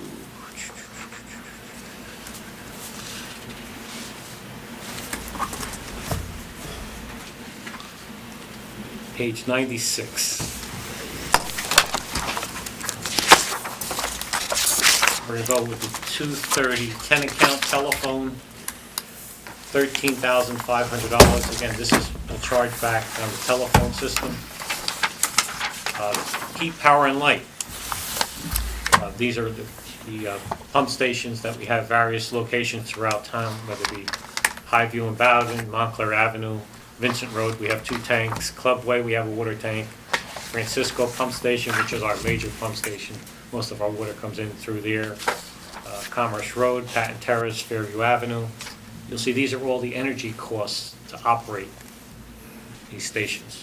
That budget's $168,740. As a matter of fact, talking about the Francisco Pump Station, we've been redoing it. Michael and Michael systematically, they replaced all the valves there. Pumps, because it was a number of years old. You don't wait till things break. You do preventive maintenance. If you look at the news, in particular News 12, I think every night on News 12, I hate to call out any municipalities, but there's some municipalities over near the Hudson River, Hoboken, Bayonne, their water systems are crumbling. Water main breaks all the time, and it's because of lack of maintenance. When your system gets too old and starts to crumble, those are the things that happen. So that's why you'll see throughout this budget that everything is taken into account here. The 232 account, Cedar Grove, we get water from 2 different sources. We get from North Jersey Water District, which we are one of the original consortium members, and then we take our excess water from Passaic Valley Water Commission. North Jersey Water District, it's a set assessment every year. You'll see that assessment has gone down, ironically. I guess North Jersey's doing very well. Went from $483,437 to $478,602. Passaic Valley Water, their rates have gone up slightly, but we only take water from Passaic Valley mainly when we need it. You'll see we allocate what our full allocation is by contract, but we only pay for what we're using. You're going to see that number go up a little bit with the K Hovnanian project because they're going to take water off of the Passaic Valley valve, which is on Fairview. But again, that what we pay for water basically is $710,539 last year versus $712,175. You may ask yourself, what's that top line item? Reservoir Ridge hydrants. what happens is Reservoir Ridge is serviced by the town of Montclair, which is serviced by New Jersey American Water. New Jersey American Water leases out their hydrants. They won't lease them out directly to the residents of Reservoir Ridge. So what has to happen is we pay the bill as the municipality for them, and Reservoir Ridge reimburses us every year. So we pay $6,000 for the lease, and then we get reimbursed from Reservoir Ridge Homeowners Association, because that is a private area there. So just an explanation. New Jersey water tax, it is what it is. The state of New Jersey is always going to get their piece. 250 account, conference and dues, Rutgers workshops, POSHA standards, New Jersey American Water Association, Water Works Association of New Jersey, $3,285 for those courses and associations. Maintenance of motor vehicles, miscellaneous repairs, tires and tubes, $4,000. Maintenance and other equipment, cathodic protection. Just, you guys want to explain what cathodic protection is? I could do it, but I'm going to let you guys do it. I'm going to let you say something. It's a sacrificial anode, zinc usually. They suspend zinc anodes in the water system so the corrosion attacks the anodes instead of the coatings and rusts the coatings. Very simple. They put a pot of ions through electricity. So if you Very didn't have low the voltage. cathodic protection, everything would rust out. It just extends the life cycle of the tanks. Generator maintenance, meter calibration, SMS monitoring system, which is the alarm systems down at the water department, tank and pump station maintenance, $24,700. Equipment rentals, anything they need that they don't have, $275. 290 and 291 account, fees for professionalized service. These are a lot of things that Michael Jordan has instituted down at DPW. A lot of them, the Swift Reach program, Spatial Logic Mobile, underground storage tank services, the ESRI desktop. Michael has GIS the whole town, and as far as our mapping system, so we know where all the valves are, where all the hydrants are, and what happens, the state of New Jersey requires that. So when they have emergency management, they know where all our water system is, where everything is. We also do that on the sewer side for outfall structures and things of that nature. So everything else is mapped. And Michael's been building on every year. We can't afford to do it all at one time, so he does it piecemeal. Every year, he gets X amount of dollars, and he builds on that system all the time. You want to explain a little bit more? Well, the mapping, it's integrated with the police department also. They've used the Esri mapping system for dispatch of police, fire, and EMS. As far as the address database, they have it where it's lot and block, it's coordinated. It may be paved over, well, we'll find it, and when we do, we've pinpointed down to the sub-foot. So we're pretty accurate as far as the equipment we've been provided, which is beyond, any other municipality. We're about 46% complete of collecting actually the GIS or the GPS points. So we have a ways to go, but we're chipping away at it. Like you said, Mr. Tucci, we do it every year. We're out there every year finding stuff and putting and updating our map. So it's an ongoing system. I don't think we're ever going to be done. It's progress. We're way ahead of our standard. The other thing, it's not only used, Michael Institute, it's not only used for water. We're going to use it for tax assessment purposes, overlays, well, any mapping in the town, because you could just do overlays and have applications for just about every department. So Yeah. it's something that you build upon, and this is something, because your information always changes, it always needs to be built upon. It's not something that you do and you're done with it. You're always continuing, upgrading and improving it. All right, moving right along, Rust Rover. This is the little bottles that we give out to residents when there's an excess of manganese in the water. Sometimes people complain our water's making our clothes, have little rust stains or whatever, and they add this to either their wash or whatever, and it takes the manganese out. But we hand that out to residents, anybody that does have a problem.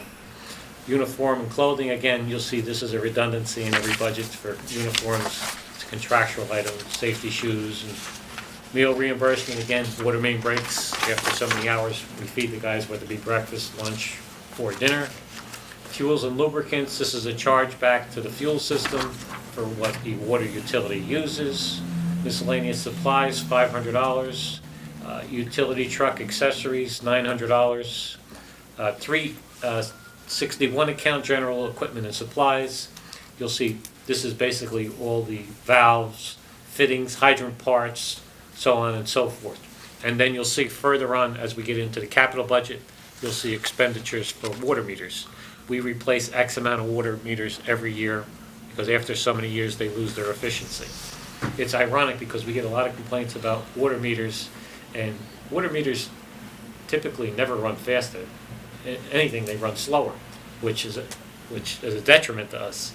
So really, if your water meter goes bad, it's to the property owner's favor, not to the town. And we get a lot of times, the water meter's running too fast. And Michael will tell you, typically, No. that can't happen. So, again, there's $29,030 for miscellaneous parts. 370 account, building supplies, when they do water main breaks, sand and stone, backfill. We don't put the bad material back in the hole. You get too much sediment, we put sand and stone, 98% compaction. This way it's safe to ride over. Lawn supplies, at these pump stations, there's maintenance. They're in our neighborhoods, whether it be Greendale or whether it be in Little Falls. Make sure the grass is cut, make sure there's some plantings out there. We're good neighbors. We try to be anyway.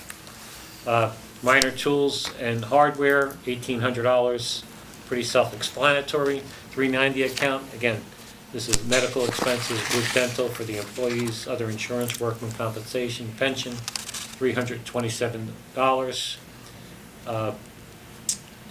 All total, this budget is basically going down a little bit, and the reason why it's going down is Michael Grosso used to be in this water budget. Now, he's in the sewer budget. So you'll see that we took him out of here, and that's why this budget's gone from $1,710,097 to $1,689,606. And when we get to the sewer utility budget, you'll see conversely where that is being made up. As far as water utility capital, these are the capital projects that are anticipated for this year. Water main repairs, we always have that catch-all account for anything, any water main repairs. Francisco Avenue oil tank removal. Remember I mentioned that we had one underground oil tank left? We're looking to do away with that. That $75 is to take that out and put an above-ground tank there. We're gonna do that in coordination with the Township of Little Falls because we wanna be good neighbors, wanna make sure that we're not creating any problems for them, but that's the plan there. Leak detection system program. Every year, we have a company come in and do leak detection. They go throughout the town and at night, in the dead of night, and they do soundings. Because normally, people are not using water at night, so they put their ear on it, they hear water running, they know there's some kind of leak. Many years back, our water loss was like 38%. Normally, the most acceptable percentage is 15% maximum water loss, whether you use it for a fire department, washdowns, or whatever. But our water loss was so great, and we couldn't find it. Until one day, the gentleman to my right happened to be on Ridge Road, right near the Norco watershed property, and it was in the dead of summer, hot day, very dry, and he hears water running, and he looks into the stream, which is right there. Harry, you're very familiar with this, and he hears water running, does a little investigation, and finds out there's a 12-inch water line, and the side of the pipe blew out, and it made it look like it was the stream running. It was actually a hole in our water main. We were losing all that water loss. Once they fixed that water loss, our water loss went down below 15%. So since that time, Michaels have coordinated. We have a leak detection company come in, and we're proactive. We're looking for those leaks ahead of time, whether it be a water main, whether it be a service, whether it be a valve, and then we attack it. They give us a list of where the leaks are, and we take care of it. This way we keep our water loss to a minimum. That's what you're spending, that $10,000. It's probably the best money that we spend in this budget every year. Water meter replacement, as I said, Michael replaces X amount of water meters every year. We can't afford to replace them all at one time. $51,000. You'll see there was $51,000 spent last year on water meters. Fire hydrant replacement, $16,005 is the appropriation for this year. And then I just talked about maintenance of our system. And Michael Grosso and I had a long conversation about this. We looked at what's going on. all too many times, water systems in the state of New Jersey fall behind and have big problems because they're not replacing, they don't have a program in place to replace water mains. Last year, the year before, we started a program where we said we're gonna replace at least 1 or 2 lines every year. We're gonna put it in. We'd rather spend a little bit at a time and chip at this. Last year, I think we're scheduled to do Church and Elm, replace all the water mains there. This year, we have $300,000, I think, on Monroe. Wow. I think that's what, Alex. we're scheduled to do. So we're gonna try to put an allocation in here every year to do one street, just to stay ahead of the curve. And between the general maintenance on the system and then replacing of water mains where we have our worst mains, much like our streets. We have the worst streets, we try to target them to repave. We're gonna continue this program because in the long run, it's gonna save the ratepayers money. Rather than spending big, huge amounts all at one time, we're gonna spend a little bit at a time and try to stay ahead of the curve. Sometimes it works, sometimes it doesn't, but I think it's a logical approach to system maintenance. Agreed? Absolutely. Okay, sorry I'm long-winded, but I just need to explain some of these things, the rationale why we're doing it. We don't like spending money, but sometimes you need to spend money to save some money. Replacement of lighting in the low garage, LED lighting, we're gonna replace that. VFW traffic box upgrade. Mike, you wanna explain? We have a control center up at the VFW parking lot. Somebody damaged it this year. We're gonna update it and replace the box and put a newer system in. And we're gonna bring it into our SCADA system, which we can monitor the pressure on the uphill and downhill side of the system. So we'll know real time what happens. Not like the next day, or, it'll be real time. Just explain the SCADA system, how it monitors everything here remotely. You can monitor everything that's going on. in the We town. monitor 13 different points. We monitor the tank levels, the 4 tanks, the 3 pump stations, and the other pressure zones that are in town. We get updates or alarms instantaneous, live data. It's a 90 seconds cycle between we get updates. So it's not like, hours or somebody drives by or a resident complain. We have it live time. We get pages, we get emails, and we respond quicker. And it's reduced the cost over time. Now it's all radio based. It's not the fiber or the optics or the old metal wire copper lines from the phone company. So we reduce costs there, reduced costs as far as call outs and nuisance calls. And we can answer the people intelligently with better information, better data. We have it at our fingertips. And we can do it remotely, iPad, phone, wherever we're at. It's the way to go, I would say. But just to give you a little background on what the SCADA system is and how instantaneous, they know what's going on at these pump stations, lift stations. They have their finger on it. They know about it as it's happening. Anybody have any questions regarding water budgets, water capital?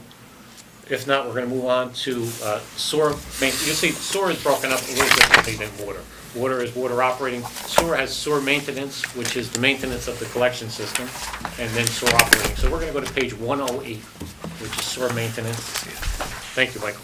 Much appreciated. Thanks, Tom. Thank you very much. Thank you. We're going to start with, this budget is basically the same as last year, but I'm going to run through it very quickly. 261, pump station preventive maintenance, 3,000. TV sewer line inspection.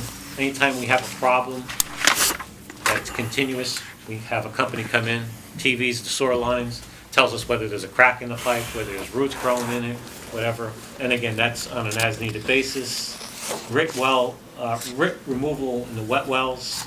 This is the byproduct of the sewer process. They have to have it pumped out. It's $15,000. Dyes for leak testing. Sometimes we have sinkholes. We put dye in the sinkhole. See if it shows up in the sewer. That'll tell us there's a crack in the pipe somewhere where it's infiltrating. Uniform and clothing. Again, this is a redundant item. This is the uniform and clothing for the men. Pipe repair materials. Again, when there is a repair, supplies are needed. You see $1,300 for pipe repair and $1,300 for building supplies. Safety equipment, self-explanatory, $1,100. When we need that equipment, we purchase it. Janitorial supplies for the sewer plant. Believe it or not, the sewer plant is probably one of the most sanitary places ever. And why? Because we have to make sure that the health and safety of the employees there. when they're dealing with sewage, has bloodborne pathogen in it, you know, somebody has a little cut on their finger. So everything has to be sterile and clean. So we make sure that everything is disinfected and to a T, because like we said earlier, we want to make sure that our employees get home at night safe with their families. So we want to make sure that we take care of them while they're here. All total, the sewer maintenance budget is $206,006. It's up only because of salary from $211,560, and those were contractual increases. Sewer operating on page 110. This is where I'm going to explain to you a little bit more. You'll see Michael Grosso on the top, licensed operator, sewer superintendent.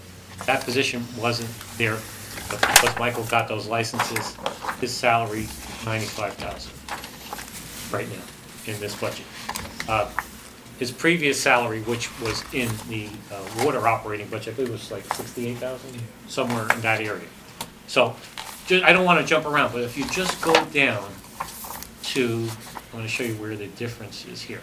On the 290 account, all right, on page 111, you'll see a line item that says consulting engineer. Everybody have it there? You'll see that was, last year the appropriation was $100,000. And that was for our licensed operator that we had from outside. We were able to reduce that by $80,000 down to $20,000. We're still keeping them on staff in the event that we need them on an as-needed basis. And again, we don't know whether we're going to spend this $20,000 or not, but we just have it there. So really, Michael's salary went from $68,000 to $95,000, but we reduced by $80,000 on this line item. So there's a huge savings in this budget based on the breakage and the change over to Michael. And here we get somebody homegrown, in town all the time, that's operating our system, and there's a savings at the end of the day. It's a win-win all the way around. So I just wanted to point that out. I just don't want you to see, oh, we have a $95,000 increase. I wanted to show you where the differential's coming from, and that it is offset in the budget. We have some retirements too, right? There's going to be We have big retirements breakage from also. there. Mr. Cuccinello, who is retiring, and Mr. Struck, those two there. So you're going to see some breakage on the next go-around. Once I do those two hires, you're going to see two more people, and there'll be a further reduction here also. All right, moving on to the 230 account telephone. These are administrative lines for the pump stations, $8,400. Heat, power, and light. Again, we have to keep these places warm so they don't freeze over and cause failure. $163,200. Mainly the treatment plant and the digesters, they have to keep at a certain temperature. Water and sewer for the plant, $2,500. 250 account, NJWEA dues, wastewater classes, treatment plant courses. Treatment plant education is an ever-evolving process. It's just not you learn today and you're done, because the processes keep changing. Michael's constantly going to classes, and when you go there, you interact with other professionals, and you pick their brain, you're able to interact, and you learn even more. I mean, he's brought back a number of suggestions already that we're trying to institute here that's going to help us save a few more dollars here. So sometimes these training classes, they spend a few dollars, but at the end, on the back end, you're really saving a few dollars. Maintenance of vehicles. This is maintenance for truck 86 and the sewer jet, $3,000.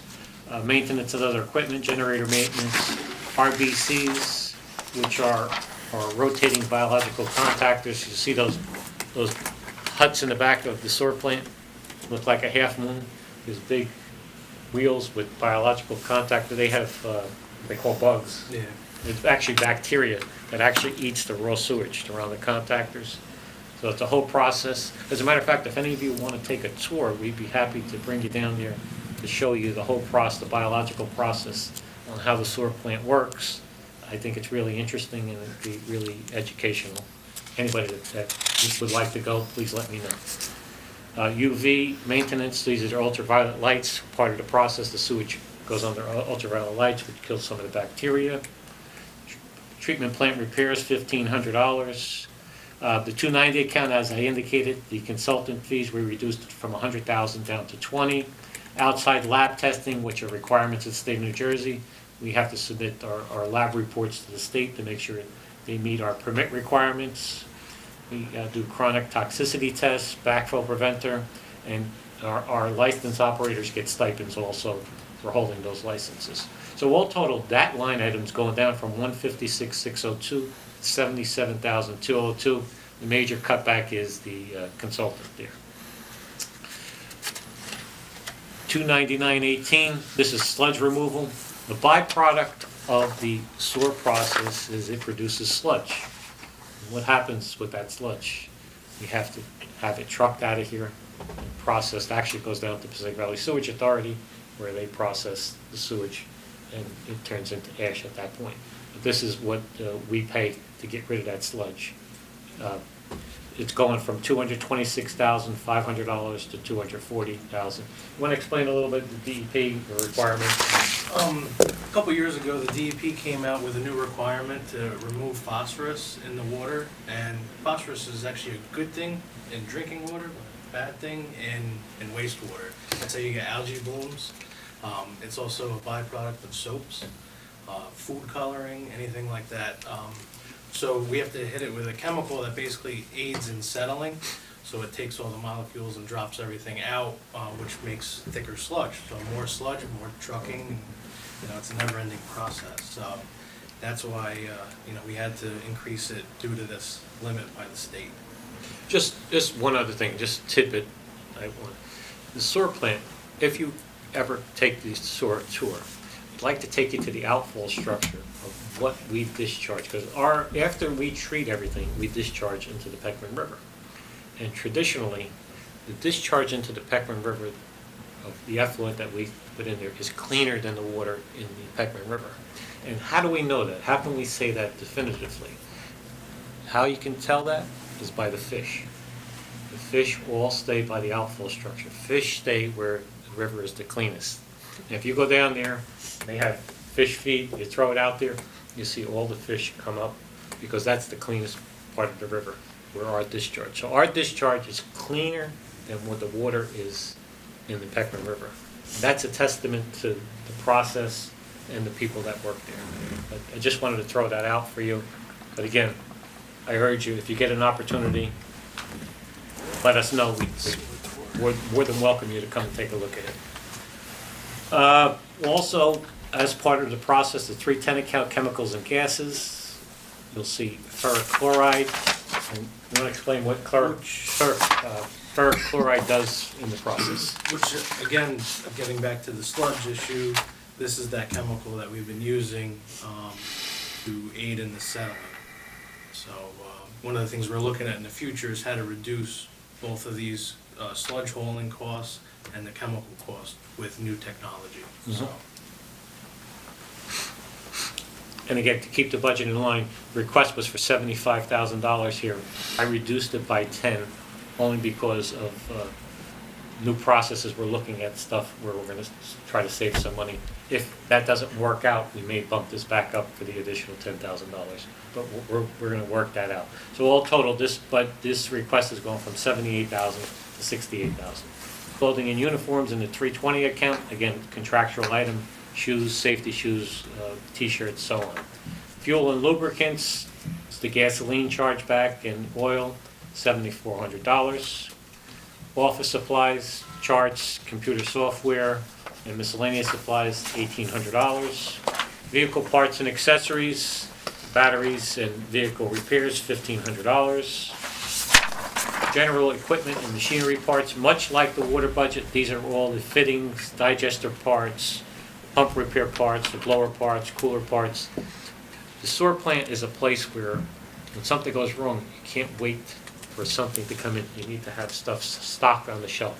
That's why all these parts are there. So when something fails, the process must go on, and sewage must be treated. Again, when you look down there, you see this big tank. It looks like a big water tank. Basically used as an equalization tank.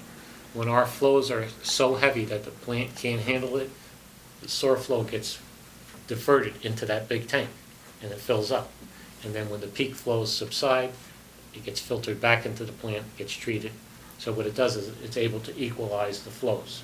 During normal flow, the plant can handle it. What are we, $2.3 million? We're around $2 million. on a nice day, summertime, we're like, the lowest flow is like 1.2 million. So using that tank, we're able to put the steady flow through the plant and utilize the tank when everybody's, getting ready for work in the morning and coming home. We see our peak flows, and then overnight when everybody's sleeping, the plant's empty Our out. plant capacity is 2 million gallons. 2 million gallons. That's our capacity, that's what our permit from the state says. Our capacity is 2 million.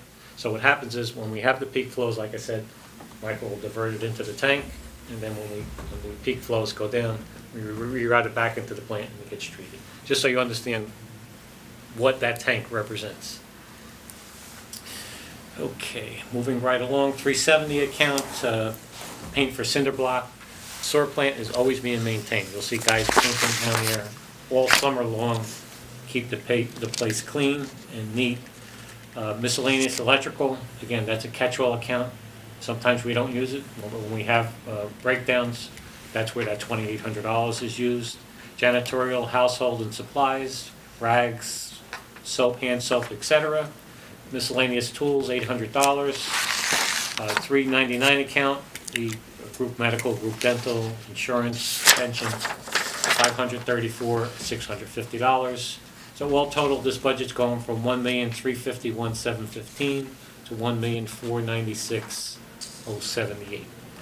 As far as capital, these are the projects on page 115. Again, every year we have emergency repairs, $37,500 for anything emergency that pops up. Greendale pump station infiltration, $100,000. Again, a lot of times, water's getting into the system that shouldn't get into the system because the system is not closed up appropriately. And infiltration, you're treating clean water and you're spending money to treat it. So what we try to do is, throughout the town, I think we did up on Linwood a couple of years back, which was a serious problem. So wherever we identify where we have possibility of infiltration coming into the system, we'll do a project. Either we'll have it lined or whatever, routed. And treatment plant improvements, that's just the general improvements to the plant. And treatment plant controls, these are the controls. If you go down the sewer plant, there are automated control systems throughout, and there's some upgrades that need to be handled there. So all total, the capital appropriation for this year is $225,000.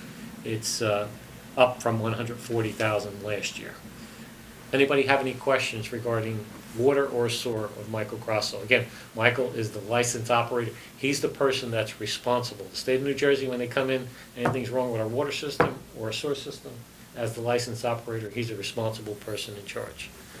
But Michael's had the best of training. Our consultant, Jim Bale, who is here, he was a great teacher. I don't want to speak for you, but I think he's one of the top professionals. He has the top licenses. He trained us, and that's why we try to keep him on retainer in the event that we need to tap into his knowledge. But Michael has learned well beyond. Which in my absence, if I go away on vacation, he has to be on standby according to the state, so that's also why we have him in there. Any further questions of Michael Grosso? Besides the fact, are you Assistant Chief right now? Second deputy. Second Deputy Chief of the Fire Department. Besides wearing all these hats. Can't get enough. And he's expecting a baby in early. God bless you. Very nice. Congratulations. Thank you. Thank you for all your hard work. Thank We you. appreciate Thank it. you, sir. All right, we're gonna move right along.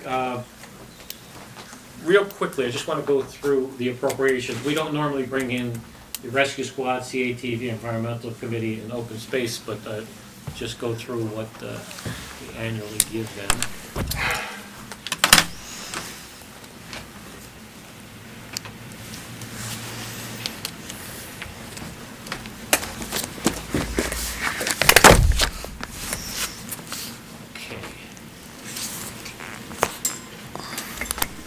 On page 50, we give the Environmental Advisory Committee $700 every year. That's for $400 for the New Jersey Environmental Commission workshop and $300 for office supplies. On page 51, we give the Historical Society $2,500 every year. CAT Committee, we appropriate $9,950. That's to pay for their monthly cable fee for the cable box downstairs, $3,000 for equipment purchases, $200 for tapes, and we have a media consultant, Jim Signorini, that basically heads up down there. We pay him $5,250 annually.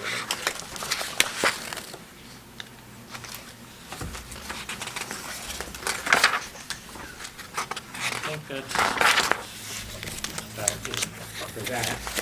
And then we can move on to the capital improvement line item, which I just want to discuss a little bit in detail.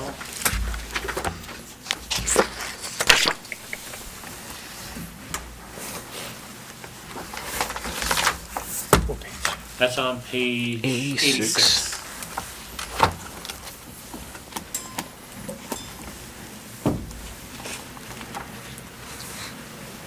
So we're going to start with, you see the police bathroom reconstruction, that was done this past year. There's no money appropriated for that. SCBA face masks, we replace X amount of face masks every year in the fire department. We don't do them all at one time. $8,000 appropriation for that. Curb and sidewalk replacement. Every year we go throughout the town and check the sidewalks where possibly town trees lift the sidewalks. We either lift them, have the roots cut and reset, or have the concrete replaced here. $12,000.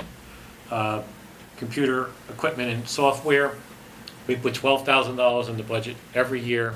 Any computers that need to be replaced, repaired, come out of this catch-all account. Fire department pagers, again, we replace X amount of pagers per year. We appropriate $8,000 for that. Roadway overlay program, $250,000.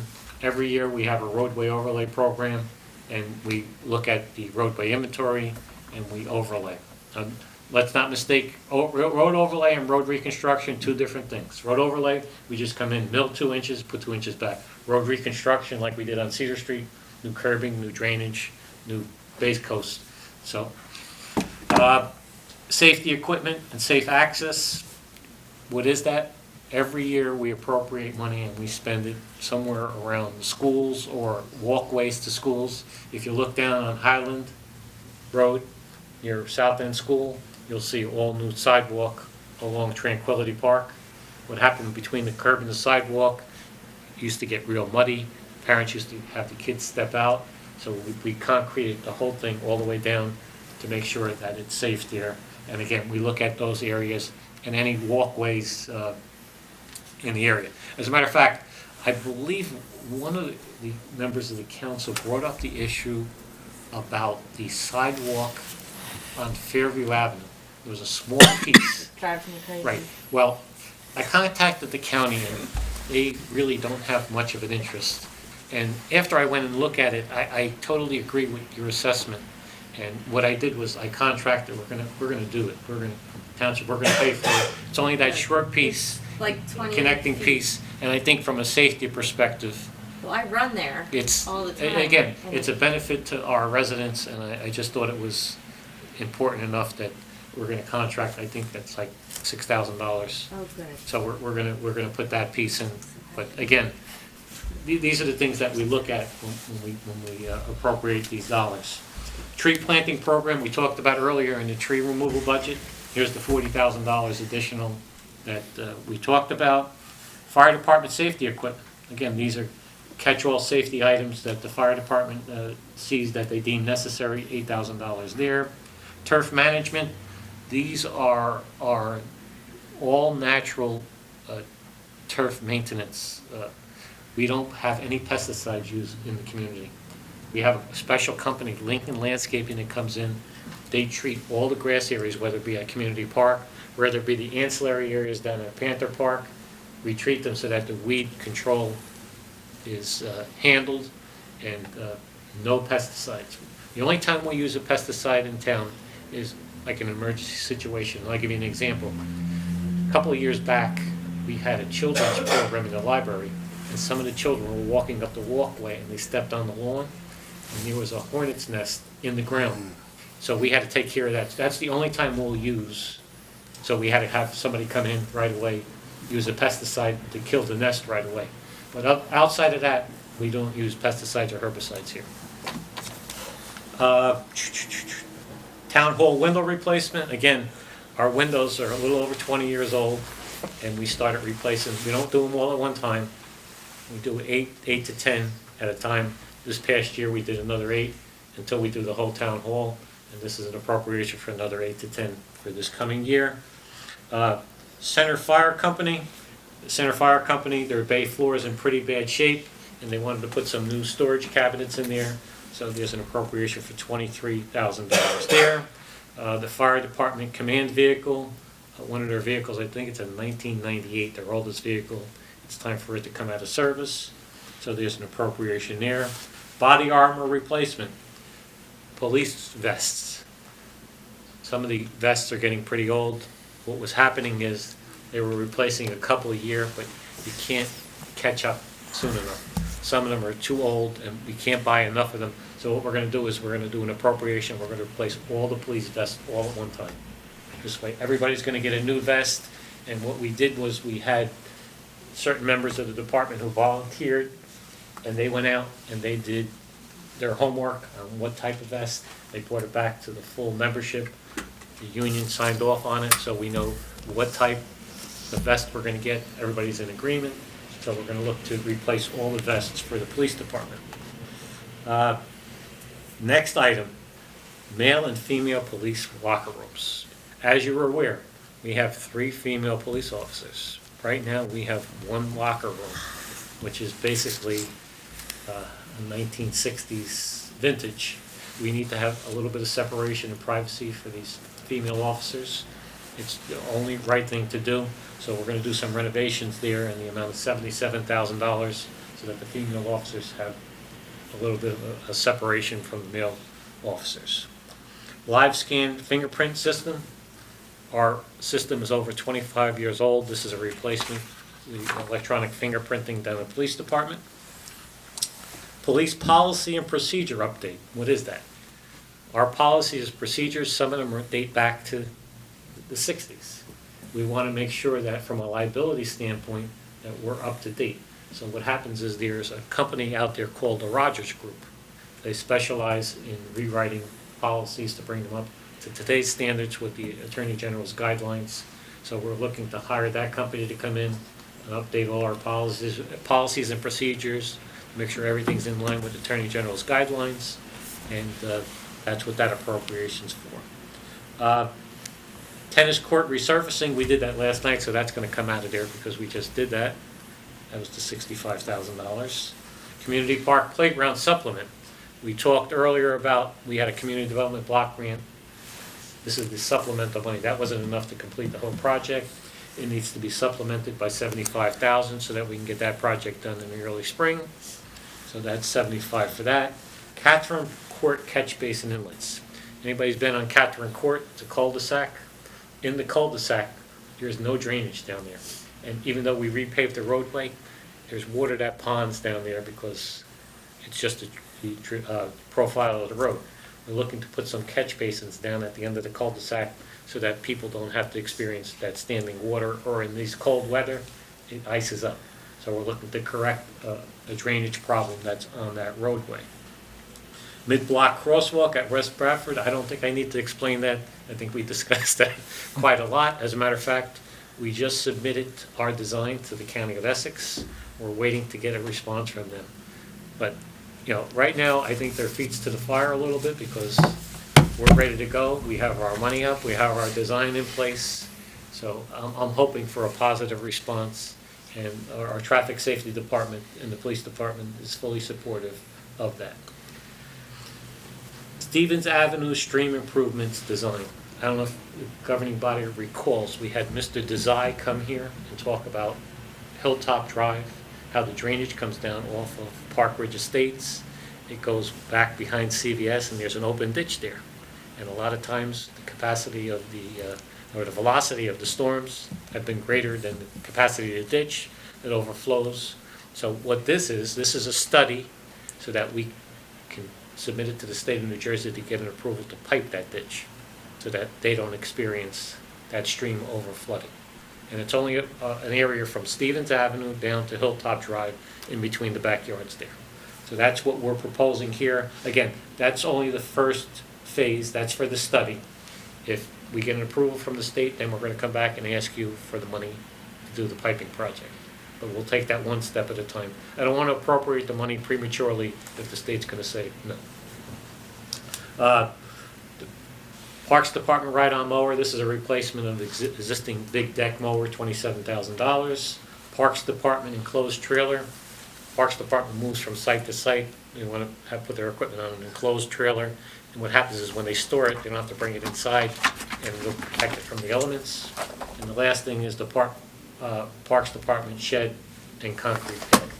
And mainly what that's for, right now we have our summer concerts at Morgan's Farm, which the Chamber of Commerce sponsors, and we had bought the stage system.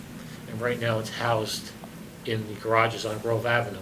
What we want to do is we want to put this shed up on Morgan's Farm, and this way, when it's needed, the shed is right there being stored, and they'll be able to, rather than hauling it every single time. But that's what that's for. But these are the projects that are proposed. The only thing that's not indicated here that I'm going to be adding is, last night we had Mr. D'Ascenzio, and he talked about the sprinkler system down for the basement. That's probably going to be about $15,000. I don't have that exact number yet, but when I have it, I'm going to add that. But this is what we're putting on the table as far as improvements and what the department heads and I have put together. Anybody has any suggestions, I'd be open to entertain, but any questions? Seeing none, I guess we can move right along. We have the fire department here. Let me get another chair. Sure.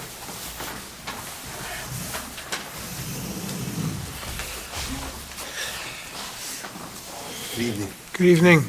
Good evening. My voice is just about had it. And I ran out of iced tea.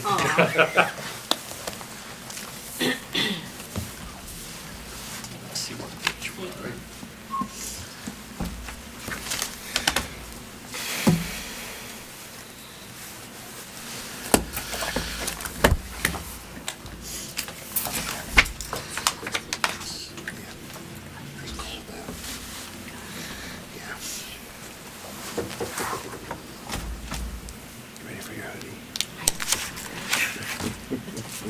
All right, we're going to go to page 32. Actually, we're going to start on 31. But before we start that, I just need to say a few things about the fire department. Cedar Grove Fire Department are the biggest savings to the Cedar Grove taxpayer out of any department. What we have in this budget probably couldn't pay for one paid firefighter. If the Cedar Grove Fire Department was a paid department, the taxes in Cedar Grove would be a lot different than what they are right now.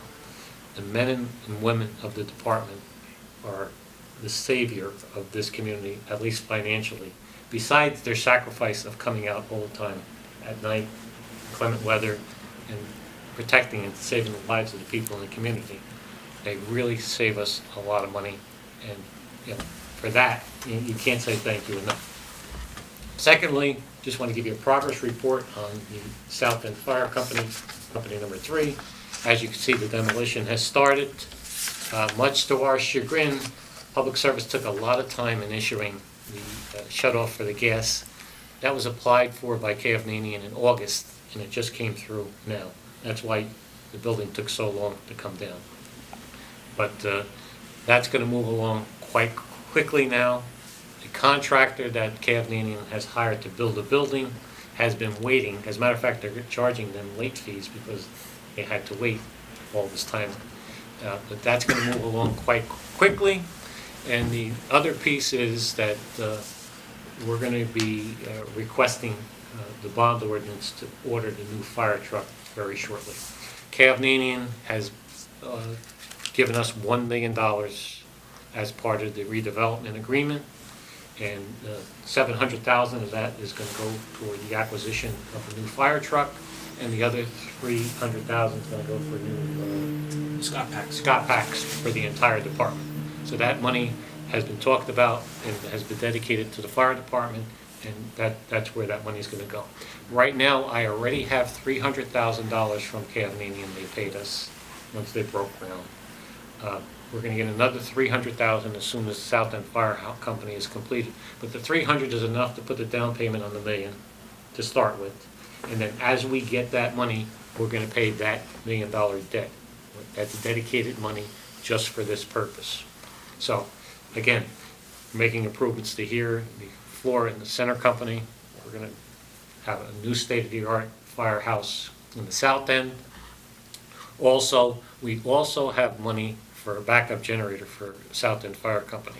We appropriated that in years past, but because that fire company was coming down, we already put it in North End.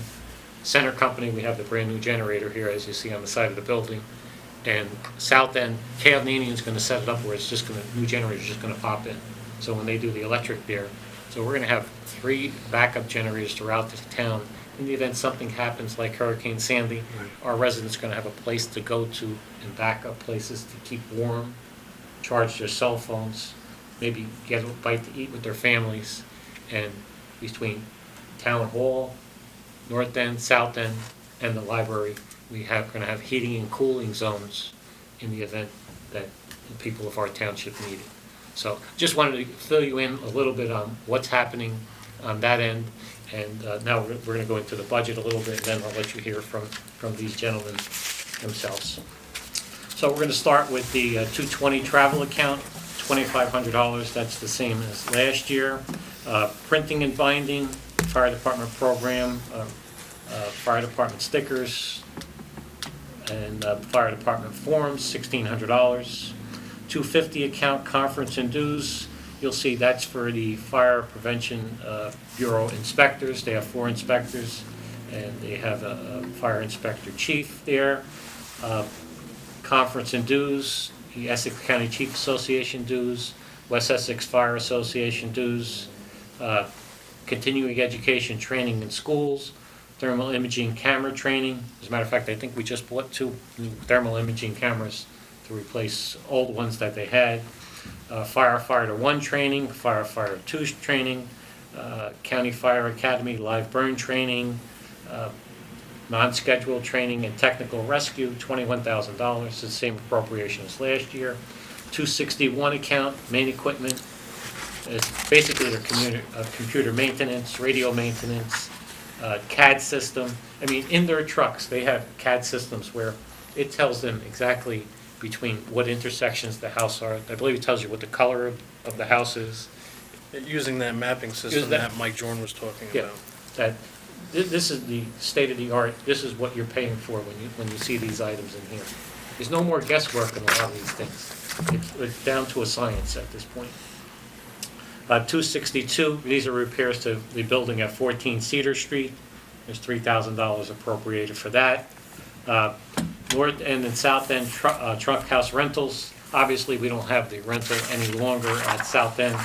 I just left the money in there for right now, and we'll see where we go from there. But we don't own the North End Firehouse, so we pay North End Fire Company a rental fee to keep the town's fire truck in there. That's what that $4,600 is. Actually, $4,326, excuse me. $299 specialized services. These are the stipends. You just did a resolution in December for the fire department stipends for 2018. This is reflective of what that resolution says that you approved in December. $299 account, recruitment program. Fortunately, we don't have that problem with recruitment. I think, what are your numbers up to now? You're at a full allotment, no? I think every company is now full. Yeah. What are we, like 80, I think we were 77, I think we went up 10. So, it's a good problem to have when your roles are full with everybody. I have to tell you, when I first started here, we were down to, I think Joe LaParry was the chief at the time, we were down to 38 volunteer fire people. And from there, Joe instituted the recruitment program, and these gentlemen have continued it. And when I come past here, I always see a bunch of guys, whether it be South End, North End, they're always out on the apron. It's good to see the volunteers, they hang here. This is part of their life, and hopefully that continues. 310 account, chemicals and gases, Cascade refills, foam chemicals, smoke machine chemicals, $3,000. Clothing and uniform, pretty self-explanatory. The big item there is the turnout gear, 20,000. That line item's 27,950. 330 account, books and publications, fire engine magazine, NFPA updates. 330 account, office supplies, pretty self-explanatory, $500. Vehicle parts and accessories, $1,400. Tires, batteries for the flashlights. Electrical and communication equipment, portable radio batteries, $900. Fire and other safety equipment, Scott tank air refills, air mask flow tests, SCBA fit tests, SCBA repairs, $10,000. Digital camera supplies, $300. When necessary, it's just a catch-all account. Miscellaneous tools and hardware is $400. And then supplemental fire program, these are small engine repairs where necessary, ladder testing, hose testing, gas meter calibrations, replacement of new hose, nozzle replacement. All total, budget's exactly the same, 207,993 last year as it is this year. I mean, the fire department, I have to say, they really take a look at this budget. They increase it where they need to increase it. They decrease it where they need to decrease it, where programs are no longer in place. And that's why you have budgets like this that either remain the same, only go up a couple of dollars. And it's a testament to them keeping their eye on the ball. They know what they're doing, they're professionals, even though they're volunteers. This department, when you go to a fire, and they have mutual aid calling, and you go in another town, you see our department, these guys are as well trained, if not better trained, than the paid departments. The equipment is as good, if not better, than some of the other departments. And that's why everybody looks to us. We're a leader, we're not a follower in this field. I'll turn it over to you. Anything you want to add? So he touched about the new thermal imaging cameras. Well, we had placed the order last year, and the vendor said that because New York City placed their order before ours, we're gonna have to wait until March. New York City got it before us? How dare they? Yeah. So, but thank you, and especially thank you. So, and everything he said was the truth, because Montclair relies on us. We're constantly going over the hill, and that's a paid department. But they look to us for a ladder truck or an engine company or a RIT team. And the day that it snowed, 11/15, they had an arson fire on Valley Road, and they called us for the RIT team. So. Well, thank you for all that you do and the entire crew. I mean, you guys work, it's volunteer and we recognize that and we appreciate that and we, see you guys out there all the time and, everything Mr. Tucci said about your department is true. We hear it all the time. So thank you and everyone for all their hard work. Thank you. Thank you. Mayor, can I just ask a question? This is a really silly question. Did anyone keep a piece of the South End building? Yeah. We kept some of the bricks. Okay, cool. Yeah, it made me feel bad. I know a lot of my friends' dads were all part of that, and it was very sentimental for them, and I was just wondering if maybe you kept a piece to... Yeah, Awesome. we have some of the bricks and Jimmy Riley, we're thinking about different things to put together. Maybe Yeah. a bit of a walker or something. Cool. Put them down someplace, we'll talk to. And I think Michael Flown did an inventory, took a lot of the artifacts out of there, old pictures. Oh, good. Also, there used to be an old cornerstone on the firehouse up on Fairview. The old one, The right, old one. Fairview. And what happened was, we took it down and we saved it, and it's gonna be incorporated and put on South End Firehouse. Oh, awesome. Just for posterity purposes, Yep. it's gonna be put there. So, Okay. hopefully, we're gonna put part of the old on the new. Yeah, Just especially as a because remembrance. it is such a part of everyone's family who belong to a firehouse, and I know the Treneries and the Alvis, they were all beside themselves, so I was just thinking. I mean, maybe- some of the old photos that were in South End Firehouse showed all those gentlemen back in the day building that building. Yeah.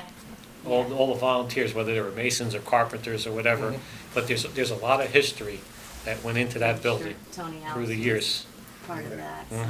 so. And one of the things we'll do is when we're done, is have that on display, with the pictures from the past, Yeah, as you talk it's about. so- awesome. Yeah, So, the history is yeah. important, even though it'll be a new building. Yeah, but- yeah. Hopefully, we're gonna create new memories in Yeah. that building. Yeah, Awesome, thank you guys so much. Mr. Mayor, I The support.